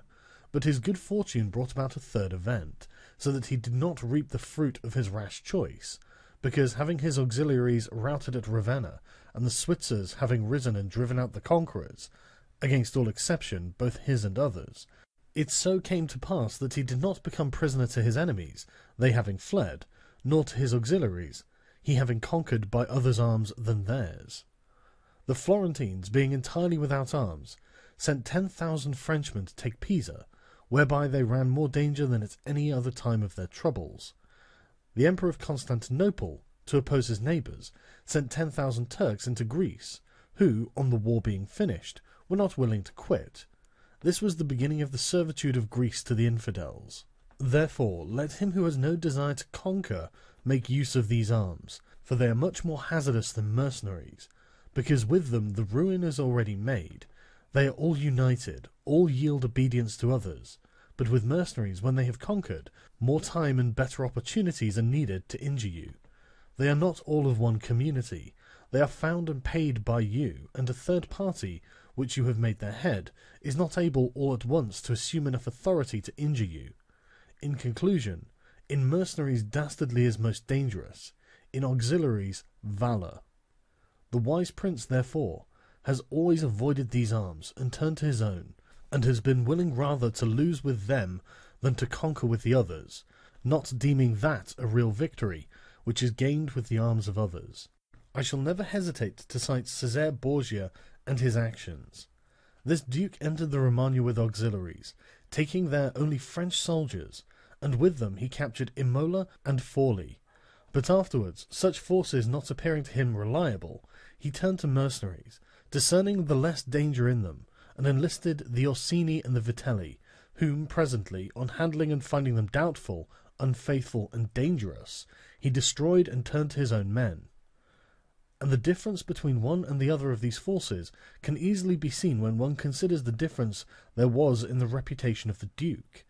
when he had the French, when he had the Orsini and the Vitelli, and when he relied on his own soldiers, on whose fidelity he could always count, and found it ever increasing. He was never esteemed more highly than when everyone saw that he was the complete master of his own forces.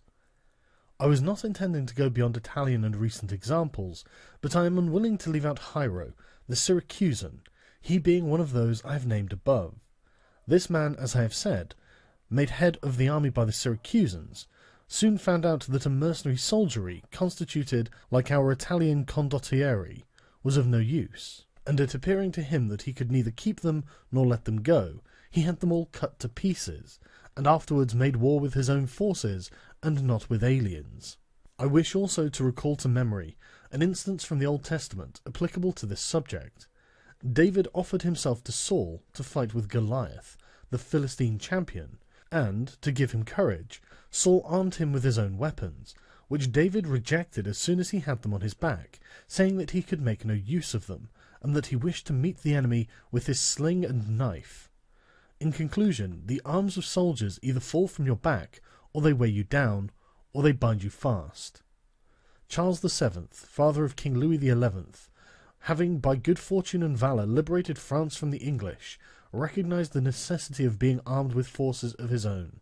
and he established in his kingdom ordinances concerning men-at-arms and infantry. Afterwards, his son King Louis abolished the infantry, and began to enlist the Switzers, which mistake, followed by others, is, as is now seen, a source of peril to that kingdom, because, having raised the reputation of the Switzers, he has entirely diminished the value of his own arms, for he has destroyed the infantry altogether, and his men-at-arms he has subordinated to others, for, being as they were so accustomed to fight along with the Switzers, it does not appear that they can now conquer without them. Hence it arises that the French cannot stand against the Switzers, and without the Switzers they do not come off well against the others. The armies of the French have thus become mixed, partly mercenary and partly national, both of which arms together are much better than mercenaries alone or auxiliaries alone, but much inferior to one's own forces. And this example proves it, for the kingdom of France would be unconquerable if the ordinance of Charles had been enlarged or maintained. But the scanty wisdom of man, on entering into an affair which looks well at first, cannot discern the poison that is hidden in it, and as I have said above of hectic fevers. Therefore, if he who rules a principality cannot recognize evils until they are upon him, he is not truly wise, and this insight is given to few. And if the first disaster to the Roman Empire should be examined, it will be found to have commenced only with the enlisting of the Goths, because from that time the vigour of the Roman Empire began to decline, and all that valour which had raised it passed away to others. I conclude, therefore, that no principality is secure without having its own forces. On the contrary, it is entirely dependent on good fortune, not having the valour which in adversity would defend it. And it has always been the opinion and judgment of wise men that nothing can be so uncertain or unstable as fame or power not founded on its own strength. And one's own forces are those which are composed of either subjects, citizens, or dependents. All others are mercenaries or auxiliaries. And the way to make ready one's own forces will be easily found if the rules suggested by me shall be reflected upon, and if one will consider how Philip, father of Alexander the Great, and many republics and princes have armed and organized themselves, to which rules I entirely commit myself. Chapter 14. That which concerns a prince on the subject of the art of war. A prince ought to have no other aim or thought, nor select anything else for his study, than war, and its rules and discipline, for this is the sole art that belongs to him who rules, and it is of such force that it not only upholds those who are born princes, but it often enables men to rise from a private station to that rank. And on the contrary, it is seen that when princes have thought more of ease than of arms, they have lost their states. And the first cause of your losing it is to neglect this art, and what enables you to acquire a state is to be master of the art. Francesco Sforza, though being marshal, from a private person became Duke of Milan, and the sons, through avoiding the hardship and troubles of arms, from dukes became private persons. For among other evils which being unarmed brings you, it causes you to be despised, and this is one of those ignominities against you which a prince ought to guard himself, as is shown later on, because there is nothing proportionate between the armed and the unarmed, and it is not reasonable that he who is armed should yield obedience willingly to him who is unarmed, nor that the unarmed man should be secure among armed servants, because there being in one disdain and in other suspicion, it is not possible for them to work well together. Therefore a prince who does not understand the art of war, over and above the other misfortunes already mentioned, cannot be respected by his soldiers, nor can he rely on them. He ought never, therefore, to have out of his thoughts the subject of war, and in peace he should addict himself more to its exercise than in war. This he can do in two ways, the one by action, the other by study. As regards action, he ought, above all things, to keep his men well organized and drilled, to follow incessantly the chase, by which he accustoms his body to hardships, and learns something of the nature of localities, and gets to find out how the mountains rise, how the valleys open out, and how the plains lie, and to understand the nature of rivers and marshes, and in all this to take the greatest care. Which knowledge is useful in two ways. Firstly, he learns to know his country, and is better able to undertake its defence. Afterwards, by means of the knowledge and observation of that locality, he understands with ease any other which it may be necessary for him to study hereafter, because the hills and valleys and plains and rivers and marshes that are, for instance, in Tuscany, have a certain resemblance to those of other countries, so that with a knowledge of the aspect of one country one can easily arrive at a knowledge of others. And the prince that lacks this skill lacks the essential which it is desirable that a captain should possess, for it teaches him to surprise his enemy, to select quarters, to lead armies, to array the battle, to besiege towns to advantage. Philopoemen, prince of the Achaeans, among other praises which writers have bestowed upon him, is commended because in time of peace he never had anything on his mind but the rules of war, and when he was in the country with his friends, he often stopped and reasoned with them. If the enemy should be upon that hill, and we should find ourselves here with our army, with whom would be the advantage? How should one best advance to meet him, keeping the ranks? If we should wish to retreat, how ought we to pursue? And he would set forth to them, as he went, all the chances that could befall an army. He would listen to their opinion and state his, confirming it with reasons, so that by these continual discussions there could never arise in time of war any unexpected circumstances that he could not deal with. But to exercise the intellect the prince should read histories, and study there the actions of illustrious men, to see how they have borne themselves in war, and to examine the causes of their victories and defeats, as to avoid the latter and imitate the former, and above all do as an illustrious man did,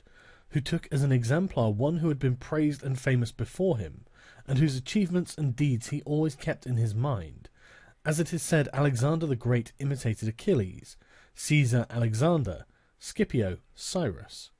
And whoever reads the Life of Cyrus, written by Xenophon, will recognize afterwards in the life of Scipio how that imitation was his glory, and how in chastity, affability, humanity, and liberality Scipio conformed to those things which had been written of Cyrus by Xenophon.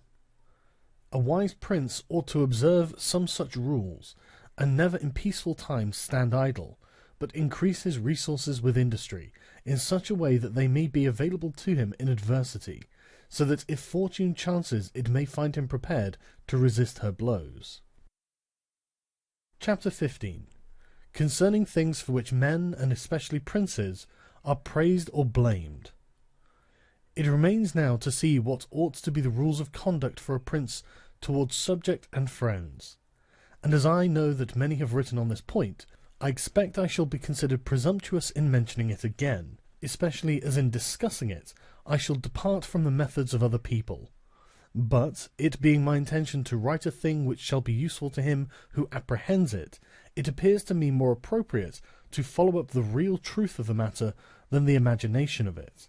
For many have pictured republics and principalities, which in fact have never been known or seen, because how one lives is so far distant from how one ought to live,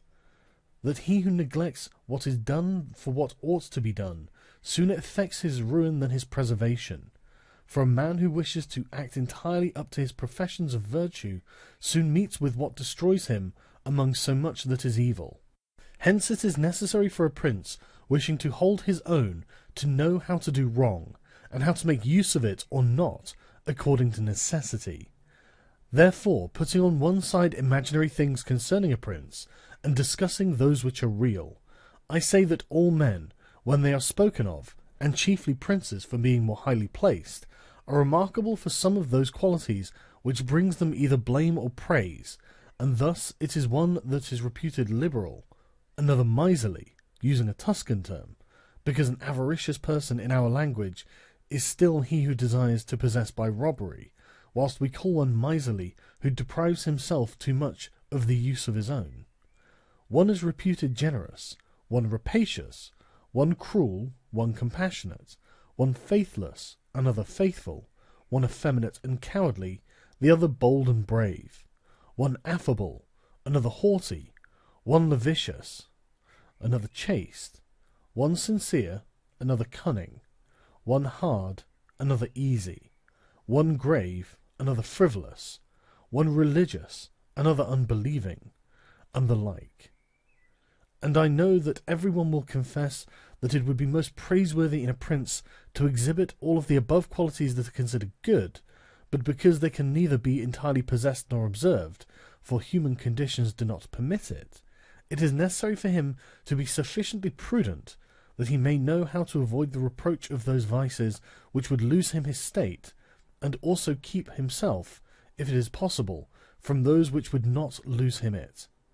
But this is not being possible, he may with less hesitation abandon himself to them. And again, he need not make himself uneasy at incurring a reproach for those vices, without which a state can only be saved with difficulty. For, if everything is considered carefully, it will be found that something which looks like virtue, if followed, would be his ruin, while something else, which looks like vice, yet follows, brings him security and prosperity. Chapter 16. Concerning liberality and meanness. Commencing then with the first of the above-named characteristics, I say that it would be well to be reputed liberal. Nevertheless, liberality exercised in a way that does not bring you the reputation for it, injures you. For if one exercises it honestly, and as it should be exercised, it may not become known, and you will not avoid the reproach of its opposite. Therefore, anyone wishing to maintain among men the name of liberal is obliged to avoid no attribute of magnificence, so that a prince thus inclined will consume in such acts all his property, and will be compelled in the end, if he wish to maintain the name of liberal, to unduly weigh down his people, and tax them, and do everything he can to get money. This will soon make him odious to his subjects, and becoming poor he will be little valued by anyone. Thus, with his liberality, having offended many and rewarded few, he is affected by the very first trouble and imperilled by whatever may be the first danger. Recognizing this himself, and wishing to draw back from it, he runs at once into the reproach of being miserly. Therefore a prince, not being able to exercise this virtue of liberality in such a way that it is recognized, except to his cost, if he is wise, he ought not to fear the reputation of being mean, for in time he will come to be more considered than if liberal, seeing that with his economy his revenues are enough, that he can defend himself against all attacks, and is able to engage in enterprises without burdening his people. Thus it comes to pass that he exercises liberality towards all from whom he does not take, who are numberless, and meanness towards those whom he does not give, who are few. We have not seen great things done in our time, except by those who have been considered mean. The rest have failed. Pope Julius II was assisted in reaching the papacy by a reputation for liberality, yet he did not strive afterwards to keep it up. When he made war on the King of France, and he made many wars without imposing any extraordinary tax on his subjects, for he supplied his additional expenses out of his long thriftiness. The present King of Spain would not have undertaken or conquered in so many enterprises if he had been reputed liberal. A prince, therefore, provided that he has not to rob his subjects, that he can defend himself, that he does not become poor and abject, that he is not forced to become rapacious, ought to hold of little account a reputation for being mean, for it is one of those vices which will enable him to govern. And if anyone should say, Caesar obtained empire by liberality, and many others have reached the highest positions by being liberal, and by being considered so, I answer, either you are a prince in fact, or in a way to become one. In the first case, this liberality is dangerous. In the second, it is very necessary to be considered liberal, and Caesar was one of those who wished to become preeminent in Rome. But if he had survived after becoming so, and had not moderated his expenses, he would have destroyed his government. And if anyone should reply, many have been princes, and have done great things with armies, who have been considered very liberal, I reply, either a prince spends that which is his own, or his subjects, or else that of others. In the first case, he ought to be sparing. In the second, he ought not to neglect any opportunity for liberality. And to the prince who goes forth with his army, supporting it by pillage, sack, and extortion, handling that which belongs to others, this liberality is necessary, otherwise he would not be followed by soldiers. And of that which is neither yours nor your subjects can you be a ready giver, as was Cyrus, Caesar, and Alexander, because it does not take away from your reputation if you squander that of others, but adds to it. It is only squandering your own that injures you. And there is nothing wastes so rapidly as liberality, for even whilst you exercise it, you lose the power to do so, and so become either poor or despised, or else, in avoiding poverty, rapacious and hated. And a prince should guard himself above all things against being despised and hated, and liberality leads you to both. Therefore, it is wiser to have a reputation for meanness, which brings reproach without hatred, than to be compelled through seeking a reputation for liberality, to incur a name for rapacity, which begets reproach with hatred. Chapter 17. Concerning cruelty and clemency, and whether it is better to be loved than feared. Coming now to the other qualities mentioned above, I say that every prince ought to desire to be considered clement, and not cruel. Nevertheless, he ought to take care not to misuse this clemency. Caesar Borgia was considered cruel. Notwithstanding, his cruelty reconciled the Romagna, unified it, and restored it to peace and loyalty. And if this be rightly considered, he will be seen to have been much more merciful than the Florentine people, who, to avoid a reputation for cruelty, permitted Pistoia to be destroyed. Therefore a prince, so long as he keeps his subjects united and loyal, ought not to mind the reproach of cruelty, because with a few examples he will be much more merciful than those who, through too much mercy, allow disorders to arise, from which follow murders or robberies, for these are wont to injure the whole people, whilst those executions which originate with a prince offend the individual only. And of all princes, it is impossible for the new prince to avoid the imputation of cruelty, owing to new states being full of dangers. Hence Virgil, through the mouth of Dido, excuses the inhumanity of her reign, owing to its being new, saying, "Against my will, my fate, a throne unsettled and an infant state, bid me defend my realms with all my powers, and guard with these severities my shores." Nevertheless, he ought to be slow to believe and to act, nor should he himself show fear, but proceed in a temperate manner, with prudence and humanity, so that too much confidence may not make him incautious, and too much distrust render him intolerable. Upon this a question arises, whether it should be better to be loved than feared, or feared than loved. It may be answered that one should wish to be both, but because it is difficult to unite them in one person, it is much safer to be feared than loved, when of the two, either must be dispensed with. Because this is to be asserted in general of men, that they are ungrateful, fickle, false, cowardly, covetous, and as long as you succeed they are yours entirely. They will offer you their blood, property, life, and children, as it is said above, when the need is far distant. But when it approaches, they turn against you, and that prince, who, relying entirely on their promises, has neglected other precautions, is ruined. Because friendships that are obtained by payments, and not by greatness or nobility of mind, may indeed be earned, but they are not secured, and in time of need cannot be relied upon. And men have less scruple in offending one who is beloved than one who is feared, for love is preserved by the link of obligation, which, owing to the baseness of men, is broken at every opportunity for their advantage. But fear preserves you by a dread of punishment which never fails. Nevertheless, a prince ought to inspire fear in such a way that, if he does not win love, he avoids hatred, because he can endure very well being feared whilst he is not hated, which will always be as long as he abstains from the property of his citizens and subjects, and from their women. But when it is necessary for him to proceed against the life of someone, he must do it on the proper justification and for manifest cause. But above all things he must keep his hands off the property of others, because men more quickly forget the death of their father than the loss of their patrimony. Besides, pretexts for taking away the property are never wanting, for he who has once begun to live by robbery will always find pretexts for seizing what belongs to others, but reasons for taking life, on the contrary, are more difficult to find and sooner lapse. But when a prince is with his army, and has under control a multitude of soldiers, then it is quite necessary for him to disregard the reputation of cruelty, for without it he would never hold his army united, or disposed to its duties. Among the wonderful deeds of Hannibal, this one is enumerated, that having led an enormous army, composed of many various races of men, to fight in foreign lands, no dissensions arose, either from among them or against the prince, whether in his bad or in his good fortune.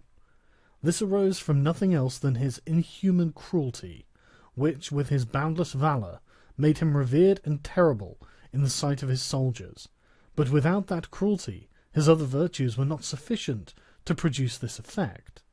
And short-sighted writers admire his deeds from one point of view, and from another condemn the principal cause of them. That it is true his other virtues would not have been sufficient for him may be proved by the case of Scipio, that most excellent man, not only of his own times but within the memory of man, against whom, nevertheless, his army rebelled in Spain.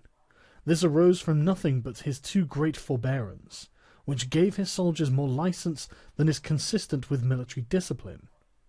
For this he was upbraided in the Senate by Fabius Maximus, and called the corrupter of the Roman soldiery. The Locrians were laid waste by a legate of Scipio, yet they were not avenged by him, nor was the insolence of the legate punished, owing entirely to his easy nature, insomuch that someone in the Senate, wishing to excuse him, said that there were many men who knew much better how not to err than to correct the errors of others. This disposition, if he had been continued in the command, would have destroyed in time the fame and glory of Scipio, but, he being under the control of the Senate, this injurious characteristic not only concealed itself, but contributed to his glory. Returning to the question of being feared or loved, I come to the conclusion that, men loving according to their own will, and fearing according to that of the prince, a wise prince should establish himself on that which is in his own control, and not in that of others. He must endeavour only to avoid hatred, as is noted. Chapter 18. Concerning the way in which princes should keep faith. Everyone admits how praiseworthy it is in a prince to keep faith and to live with integrity and not with craft. Nevertheless, our experience has been that those princes who have done great things have held good faith of little account, and have known how to circumvent the intellect of men by craft, and in the end have overcome those who have relied on their word. You must know that there are two ways of contesting, one by the law, the other by force. The first method is proper to men, the second to beasts, but because the first is frequently not sufficient, it is necessary to have recourse to the second. Therefore it is necessary for a prince to understand how to avail himself of the beast and the man. This has been figuratively taught to princes by ancient writers, who describe how Achilles and many other princes of old were given to the centaur Chiron to nurse, who brought them up in his discipline, which means solely that, as they had for a teacher one who was half beast and half man, so it is necessary for a prince to know how to make use of both natures, and that one without the other is not durable. A prince, therefore, being compelled knowingly to adopt the beast, ought to choose the fox and the lion, because the lion cannot defend himself against snares, and the fox cannot defend himself against wolves. Therefore it is necessary to be a fox to discover the snares, and a lion to terrify the wolves. Those who rely simply on the lion do not understand what they are about. Therefore a wise lord cannot, nor ought he to, keep faith when such observance may be turned against him, and when the reasons that caused him to pledge it exist no longer. If men were entirely good, this precept would not hold, but because they are bad, and will not keep faith with you, you too are not bound to observe it with them. Nor will there ever be wanting to a prince legitimate reasons to excuse this non-observance. Of this endless modern examples could be given, showing how many treaties and engagements have been made void and of no effect through the faithlessness of princes, and he who has known best how to employ the fox has succeeded best. But it is necessary to know well how to disguise this characteristic, and to be a great pretender and dissembler, and men are so simple and so subject to present necessities that he who seeks to deceive will always find someone who will allow himself to be deceived. One recent example I cannot pass over in silence. Alexander VI did nothing else but deceive men, nor ever thought of doing otherwise, and he always found victims, for never was there a man who had greater power in asserting, or who with greater oaths would affirm a thing, yet would observe it less. Nevertheless his deceits always succeeded according to his wishes, because he well understood this side of mankind. Therefore it is unnecessary for a prince to have all the good qualities I have enumerated, but it is very necessary to appear to have them.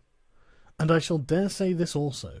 that to have them and to always observe them is injurious, and that to appear to have them is useful. To appear merciful, faithful, humane, religious, upright, and to be so, but with a mind so framed that, should you require not to be so, you may be able, and know how to change to the opposite. And you have to understand this, that a prince, especially a new one, cannot observe all those things for which men are esteemed, being often forced, in order to maintain the state, to act contrary to fidelity, friendship, humanity, and religion. Therefore it is necessary for him to have a mind ready to turn itself accordingly as the winds and variations of fortune force it, yet, as I have said above, not to diverge from the good if he can avoid doing so, but if compelled, then to know how to set about it. For this reason a prince ought to take care that he never lets anything slip from his lips that is not replete with the above-named 5 qualities, that he may appear to him who sees and hears him altogether merciful, faithful, humane, upright, and religious.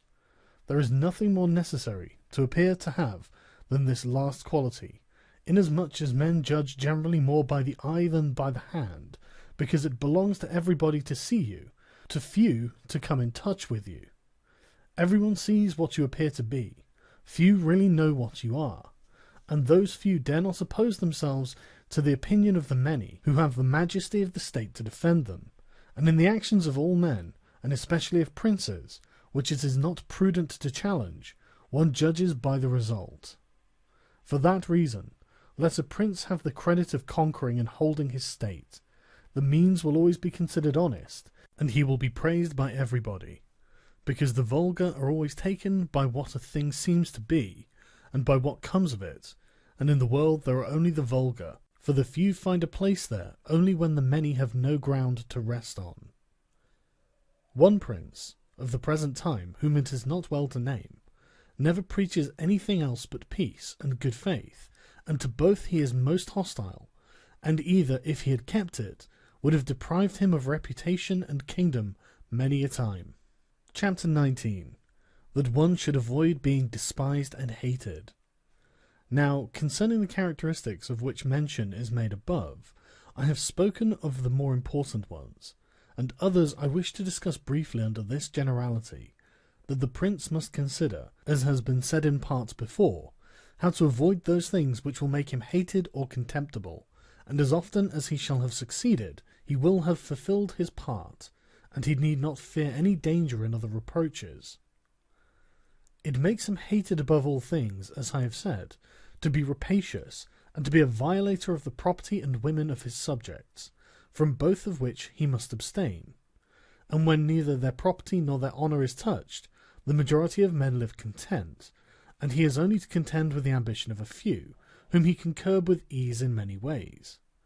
It makes him contemptible to be considered fickle, frivolous, effeminate, mean-spirited, irresolute, from all of which a prince should guard himself as from a rock, and he should endeavour to show in his actions greatness, courage, gravity, and fortitude, and in his private dealings with his subjects let him show that his judgments are irrevocable, and maintain himself in such reputation that no one can hope either to deceive or to get around him. That prince is highly esteemed who conveys this impression of himself, and he who is highly esteemed is not easily conspired against, for, provided it was well known that he is an excellent man, and revered by his people, he can only be attacked with difficulty. For this reason a prince ought to have two fears, one from within, on account of his subjects, the other from without, on account of external powers. From the latter he is defended by being well armed and having good allies, and if he is well armed he will have good friends, and affairs will always remain quiet within, when they are quiet without, unless they should have already been disturbed by conspiracy,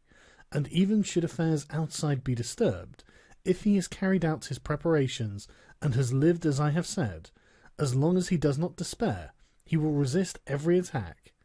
as I said Nabis the Spartan did. But concerning his subjects, when affairs outside are disturbed, he has only to fear that they will conspire secretly, from which a prince can easily secure himself by avoiding being hated and despised, and by keeping the people satisfied with him, which it is most necessary for him to accomplish, as I have said above at length. And one of the most efficacious remedies that a prince can have against conspiracies is not to be hated and despised by the people, for he who conspires against a prince always expects to please them by his removal, but when the conspirator can only look forward to offending them, he will not have the courage to take such a course, for the difficulties that confront a conspirator are infinite, and as experience shows, many have been the conspiracies, but few have been successful, because he who conspires cannot act alone, nor can he take a companion, except from those whom he believes to be malcontents, and as soon as you have opened your mind to a malcontent, you have given him the material with which to content himself, for by denouncing you, he can look for every advantage, so that, seeing the gain from this course to be assured, and seeing the other to be doubtful and full of dangers, he must be a very rare friend, or a thoroughly obstinate enemy of the prince, to keep faith with you. And, to reduce the matter to a small compass, I say that on the side of the conspirator there is nothing but fear, jealousy, prospect of punishment to terrify him, but on the side of the prince there is the majesty of the principality, the laws and the protection of friends and the state to defend him, so that, adding to these things the popular goodwill, it is impossible that anyone should be so rash as to conspire. For whereas in general the conspirator has to fear before the execution of his plot, in this case he also has to fear the sequel to the crime, because on account of it he has the people for an enemy, and thus cannot hope for any escape. Endless examples could be given on this subject, but I will be content with one, brought to pass within the memory of our fathers.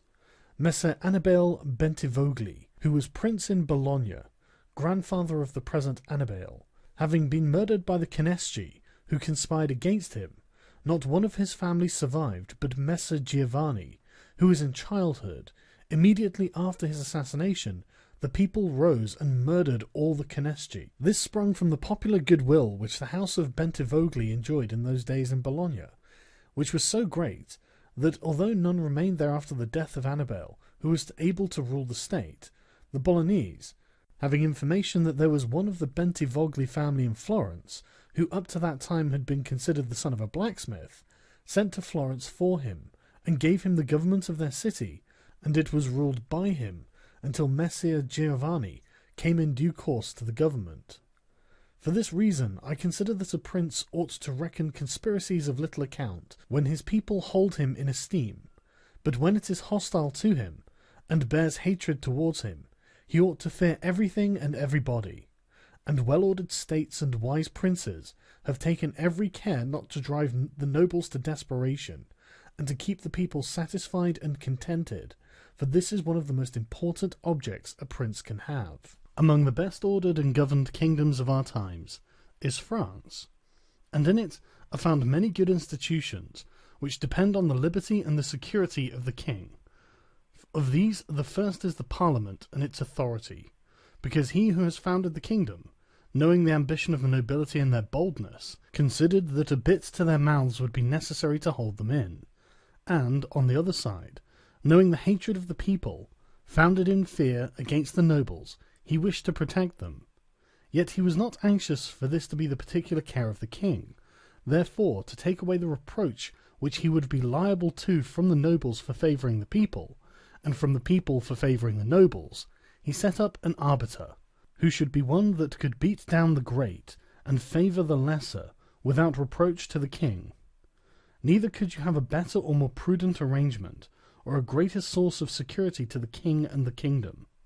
From this one can draw another important conclusion, that princes ought to leave affairs of reproach to the management of others, and keep those of grace in their own hands.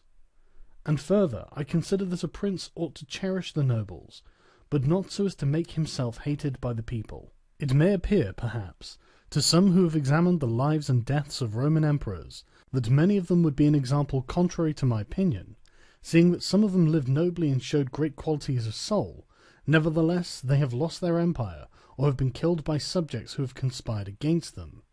Wishing, therefore, to answer these objections, I will recall the characters of some of these emperors, and will show that the causes of their ruin were not different to those alleged by me.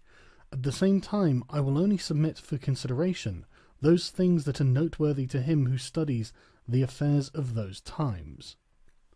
It seems to me sufficient to make all those emperors who succeeded to the empire, from Marcus the philosopher down to Maximinius. They were Marcus and his son Commodus, Pertinax, Julian, Severus, and his son Antoninus Caracalla, Macrinus, Heliogabalus, Alexander, and Maximinius. There is first to note that, whereas in other principalities the ambition of the nobles and the insolence of the people only have to be contended with, the Roman emperors had a third difficulty in having to put up with the cruelty and avarice of their soldiers, a matter so beset with difficulties that it was the ruin of many, for it was a hard thing to give satisfaction to both soldiers and people, because the people loved peace, and for this reason they loved the unaspiring prince, while the soldiers loved the warlike prince, who was bold, cruel, and rapacious, which qualities they were quite willing he should exercise upon the people, so that they could get double pay and give vent to their own greed and cruelty. Hence it arose that those emperors were always overthrown who, either by birth or training, had no great authority, and most of them, especially those who came new to the principality, recognizing the difficulty of those two opposing humours, were inclined to give satisfaction to the soldiers, caring little about injuring the people. Which course was necessary, because, as princes cannot help being hated by someone, they ought in the first place to avoid being hated by everyone, and when they cannot compass this, they ought to endeavour with the utmost diligence to avoid the hatred of the most powerful. Therefore, those emperors who sought through inexperience had need of special favour adhered more readily to the soldiers than to the people, a course which turned out advantageous to them or not, accordingly as the prince knew how to maintain authority over them. From these causes it arose that Marcus, Pertinax, and Alexander, being all men of modest life, lovers of justice, enemies to cruelty, humane and benignant, came to a sad end except Marcus. He alone lived and died honoured, because he had succeeded to the throne by hereditary title, and owed nothing either to the soldiers or the people, and afterwards, being possessed of many virtues which made him respected, he always kept both orders in their places whilst he lived, and was neither hated nor despised. But Pertinax was created emperor against the wishes of the soldiers, who, being accustomed to live licentiously under Commodus, could not endure the honest life to which Pertinax wished to reduce them. Thus, having given cause for hatred, to which hatred there was added contempt for his old age, he was overthrown at the very beginning of his administration. And here it should be noted that hatred is acquired as much by good works as by bad ones. Therefore, as I said before, a prince wishing to keep his state is very often forced to do evil, for when that body is corrupt whom you think you have need of to maintain yourself, it be either the people or the soldiers or the nobles, you have to submit to its humours and to gratify them, and then good works will do you harm. But let us come to Alexander, who is a man of such great goodness, that among the other praises which are accorded him is this, that in the 14 years he held the empire, no one was ever put to death by him unjudged. Nevertheless, being considered effeminate and a man who allowed himself to be governed by his mother, he became despised, the army conspired against him, and murdered him.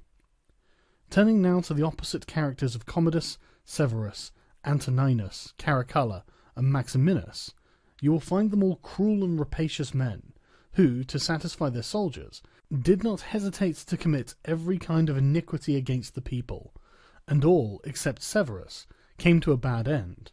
But in Severus there was so much valour, that, keeping the soldiers friendly, although the people were oppressed by him, he reigned successfully, for his valour made him so much admired in the sight of the soldiers and the people, that the latter were kept in a way astonished and awed, and the former respectful and satisfied. And because the actions of this man, as a new prince, were great, I wish to show briefly that he knew well how to counterfeit the fox and the lion, which natures, as I said above, it is necessary for a prince to imitate. Knowing the sloth of the Emperor Julian, he persuaded the army in Sclavonia, of which he was captain, that it would be right to go to Rome and avenge the death of Pertinax, who had been killed by the Praetorian soldiers, and under this pretext, without appearing to aspire to the throne, he moved the army on Rome, and reached Italy before it was known that he had started. On his arrival at Rome, the Senate, through fear, elected him emperor and killed Julian. After this there remained for Severus, who wished to make himself master of the whole empire. Two difficulties, one in Asia, where Niger, head of the Asiatic army, had caused himself to be proclaimed emperor, the other in the west where Albinus was, who had also aspired to the throne. And as he considered it dangerous to declare himself hostile to both, he decided to attack Niger and to deceive Albinus. To the latter he wrote that, being elected emperor by the Senate, he was willing to share that dignity with him, and sent him the title of Caesar, and moreover, that the Senate had made Albinus his colleague, which things were accepted by Albinus as true. But after Severus had conquered and killed Niger, and settled oriental affairs, he returned to Rome and complained to the Senate that Albinus, little recognizing the benefits that he had received from him, had by treachery sought to murder him, and for this ingratitude he compelled to punish him. Afterwards he sought him out in France, and took from him his government and life. He who will, therefore, carefully examine the actions of this man, will find him a most valiant lion and a most cunning fox.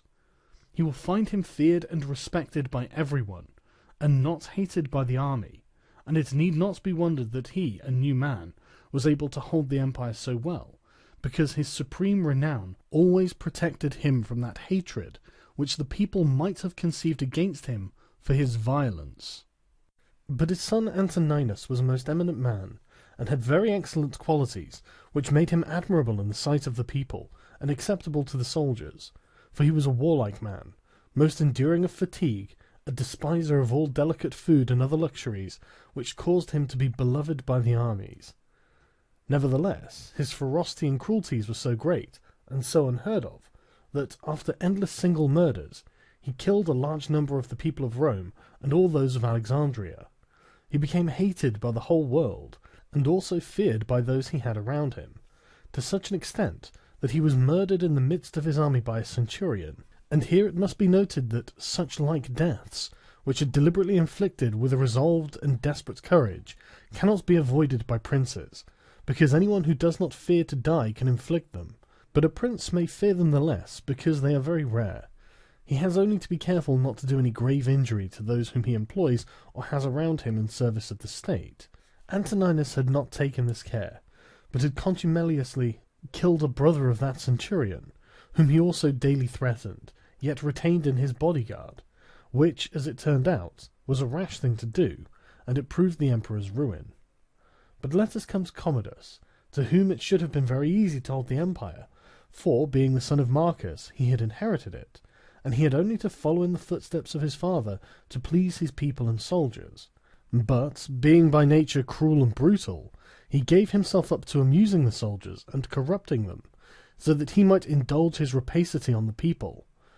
On the other hand, not maintaining his dignity, often descending to the theatre to compete with the gladiators, and doing other vile things, little worthy of the imperial majesty, he fell into contempt with the soldiers, and being hated by one party and despised by the other, he was conspired against and killed. It remains to discuss the character of Maximinus. He was a very warlike man, and the armies, being disgusted with the effeminacy of Alexander, of whom I have already spoken, killed him and elected Maximinus to the throne. This he did not possess for long, for two things made him hated and despised. The one, his having kept sheep in Thrace, which brought him into contempt, it being well known to all, and considered a great indignity by everyone, and the other, his having at the accession to his dominions deferred going to Rome, and taking possession of the imperial seat. He had also gained a reputation for the utmost ferocity, by having through his prefects in Rome and elsewhere in the empire, practised many cruelties, so that the whole world was moved to anger at the meanness of his birth, and to fear at his barbarity. First Africa rebelled, then the Senate with all the people of Rome, and all Italy conspired against him, to which may be added his own army, this latter besieging Aquileia, and meeting with difficulties in taking it, were disgusted with his cruelties, and fearing him less when they found so many against him, murdered him. I do not wish to discuss Heliogabalus, Macrinus, or Julian, who, being thoroughly contemptible, were quickly wiped out, but I will bring this discourse to a conclusion by saying that princes in our times have this difficulty of giving inordinate satisfaction to their soldiers in a far less degree, because, notwithstanding, one has to give them some indulgence. That is soon done. None of these princes have armies that are veterans in the governance and the administration of provinces, as were the armies of the Roman Empire.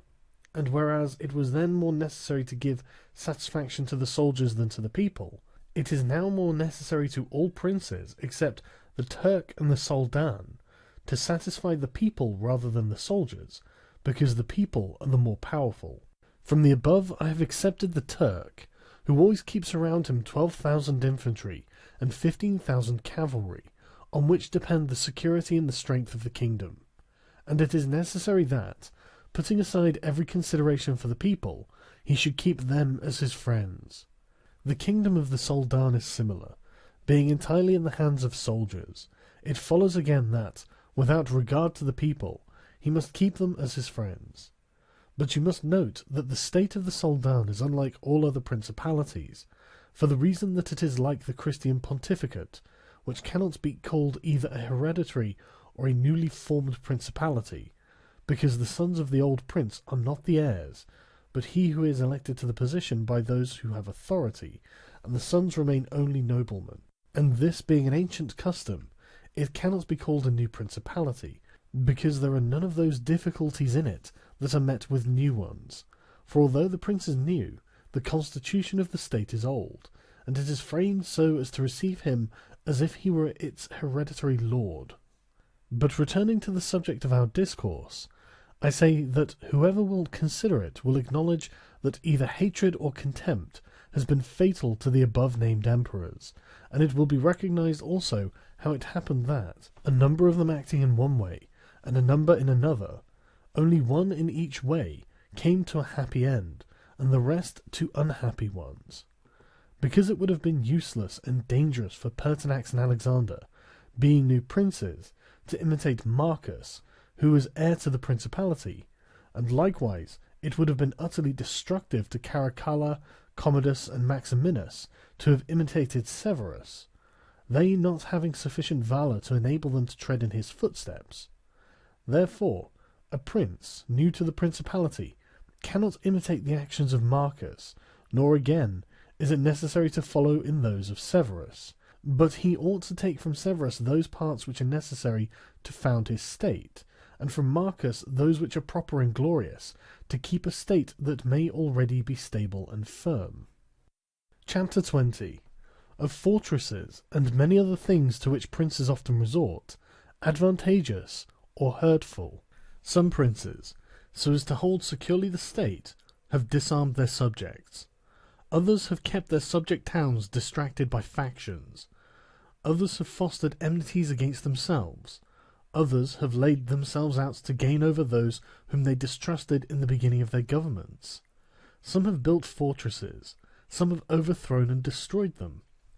And although one cannot give a final judgment on all of these things unless one possesses the particulars of those states in which a decision was to be made, nevertheless, I will speak as comprehensively as the matter of itself will admit. There never was a new prince who disarmed his subjects.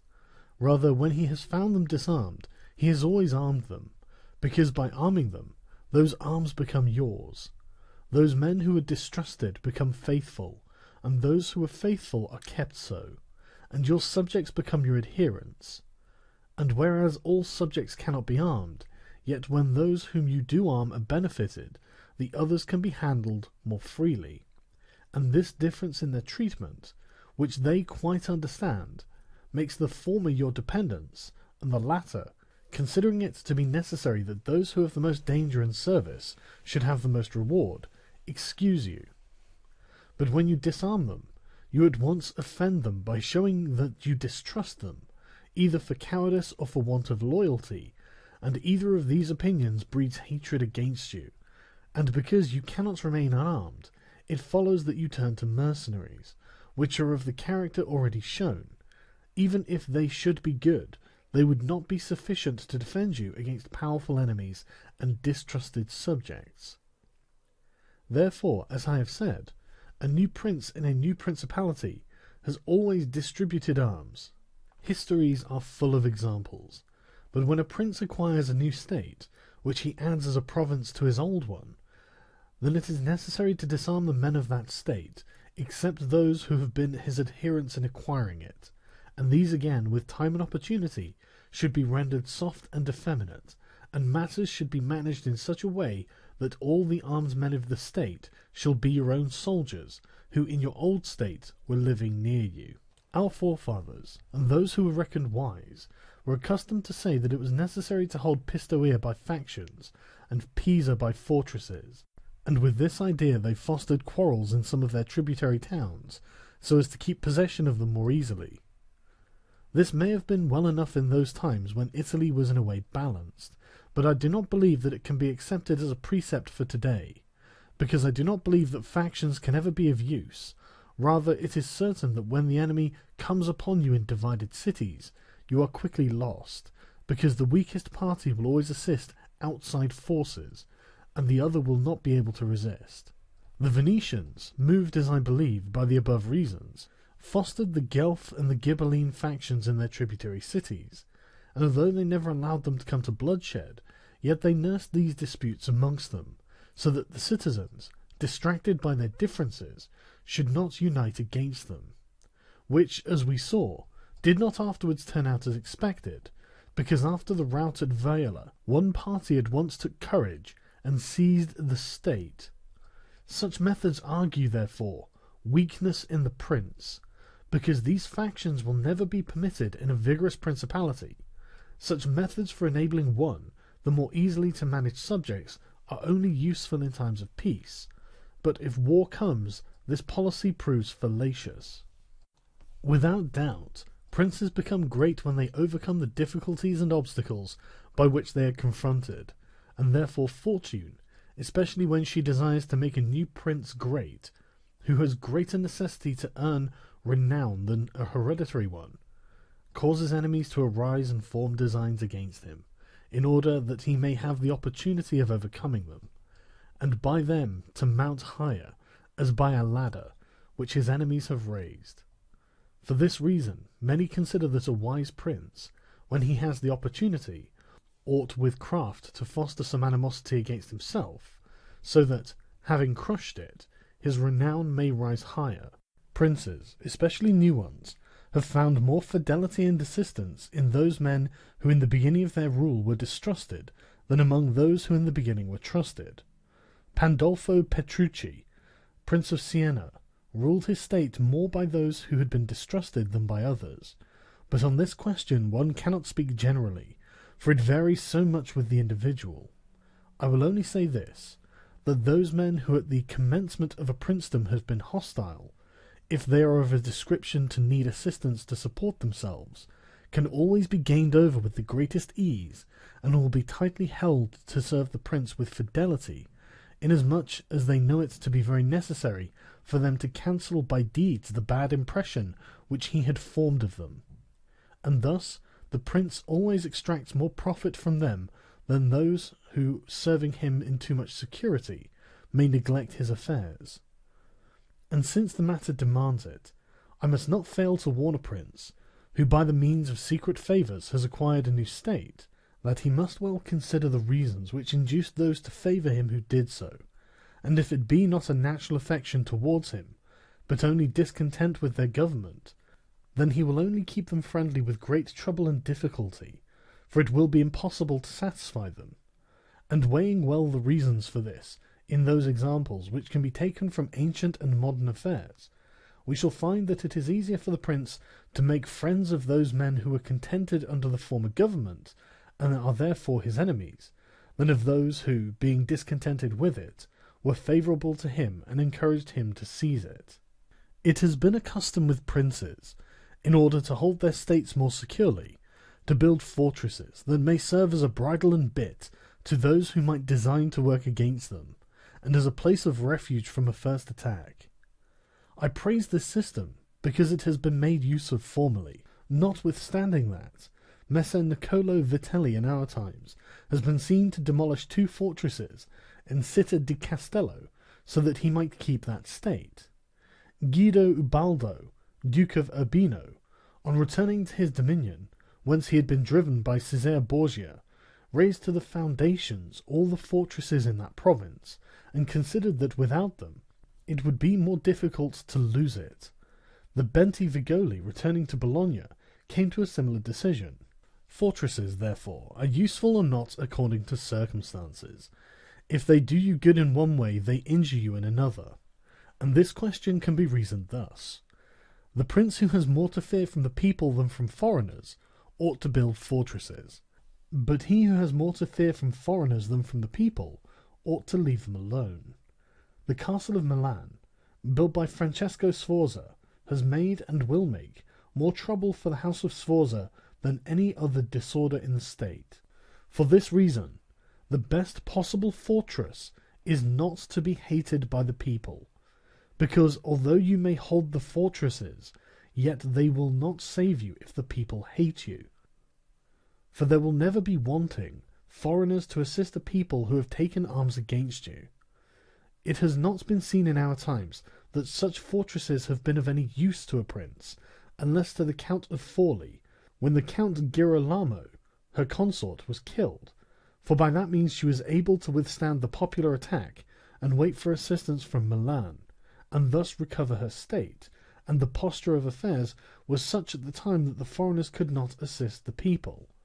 But the fortresses were of little value to her afterwards, when Cesare Borgia attacked her, and when the people, her enemy, were allied with foreigners. Therefore it would have been safer for her, both then and before, not to have been hated by the people than to have had the fortresses. All these things considered, then, I shall praise him who builds fortresses as well as him that does not, and I shall blame whoever, trusting in them, cares little about being hated by the people. Chapter 21. How a prince should conduct himself so as to gain renown. Nothing makes a prince so much esteemed as great enterprises, and setting a fine example. We have in our time Ferdinand of Aragon, the present King of Spain. He can almost be called a new prince, because he has risen by fame and glory, from being an insignificant king to being the foremost king in Christendom. And if you will consider his deeds, you will find them all great, and some of them extraordinary. In the beginning of his reign he attacked Granada, and this enterprise was the foundation of his dominions. He did this quietly at first, without any fear of hindrance, for he held the minds of the barons of Castile occupied in thinking of the war, and not anticipating any innovations. Thus they did not perceive that by these means he was acquiring power and authority over them. He was able with the money of the church and of the people to sustain his armies, and by that long war to lay the foundation for the military skill which has since distinguished him. Further, always using religion as a plea, so as to undertake greater schemes, he devoted himself with pious cruelty to driving out and clearing his kingdom of the Moors,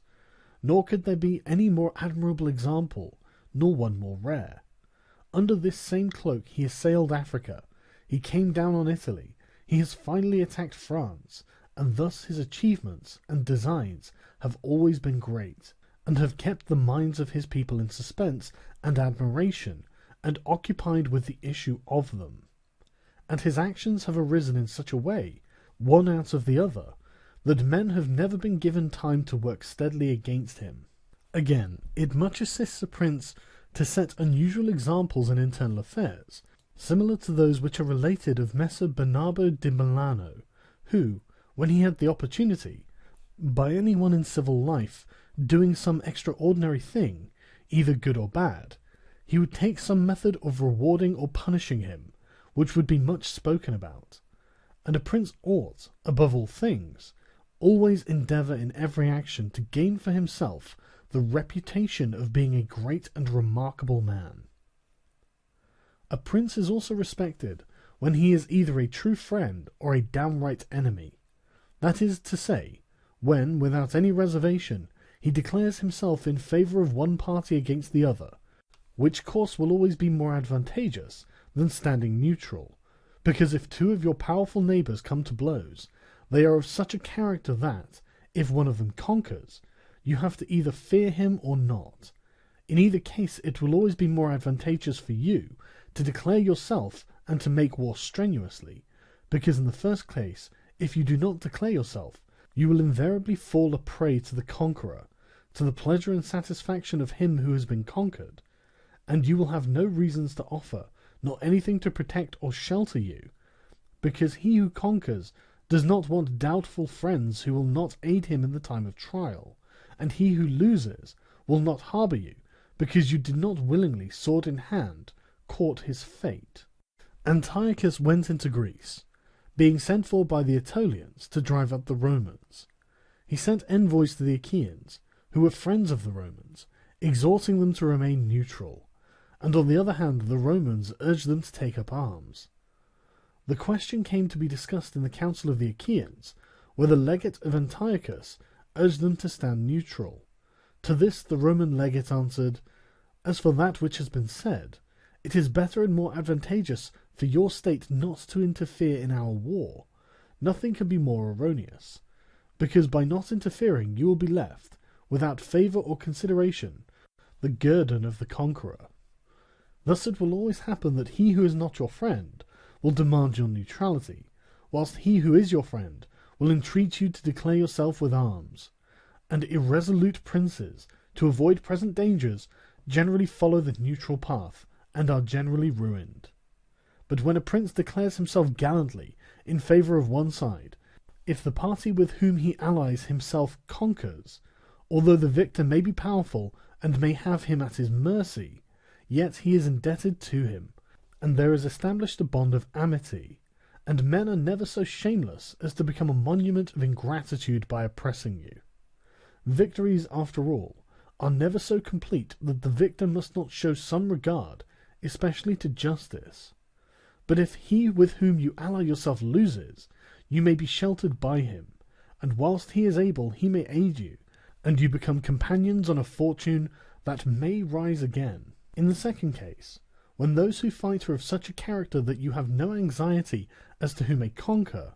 so much the more is it greater prudence to be allied, because you assist at the destruction of one by the aid of another who,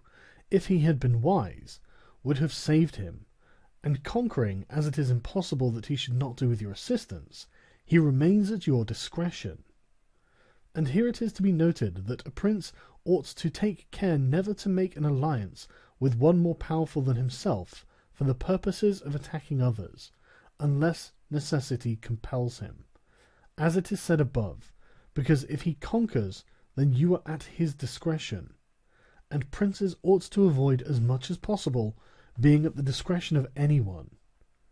The Venetians joined with France against the Duke of Milan, and this alliance, which caused their ruin, could have been avoided. But when it cannot be avoided, as what happened to the Florentines when the Pope and Spain sent armies to attack Lombardy, then in such a case, for the above reasons, the prince ought to favour one of the parties.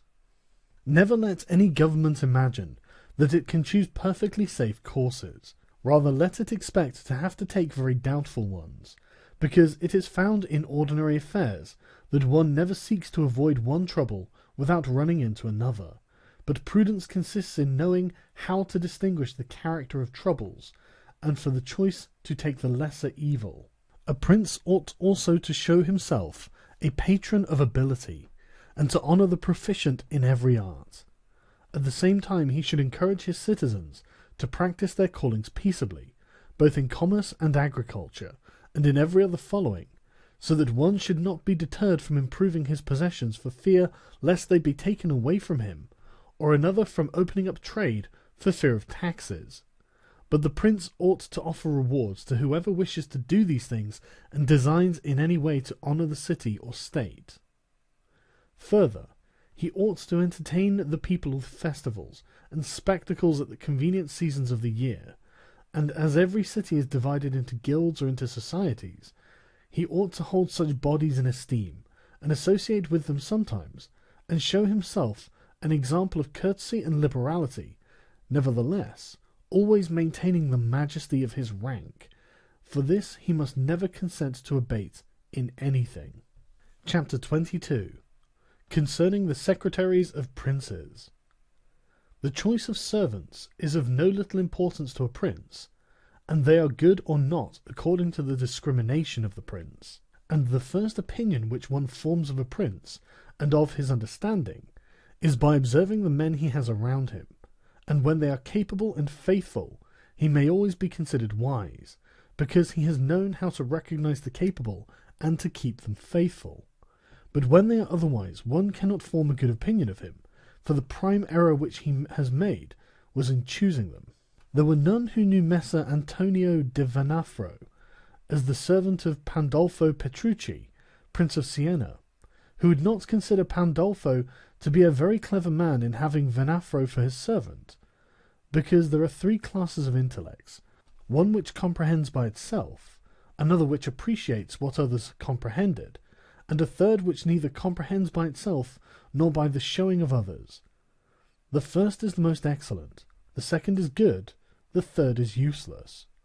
Therefore it follows necessarily that if Pandolfo was not in the first rank, he was in the second, for whenever one has judgment to know good and bad, when it is said and done, although he himself may not have the initiative, yet he can recognize the good and the bad in his servant, and the one he can praise, and the other correct.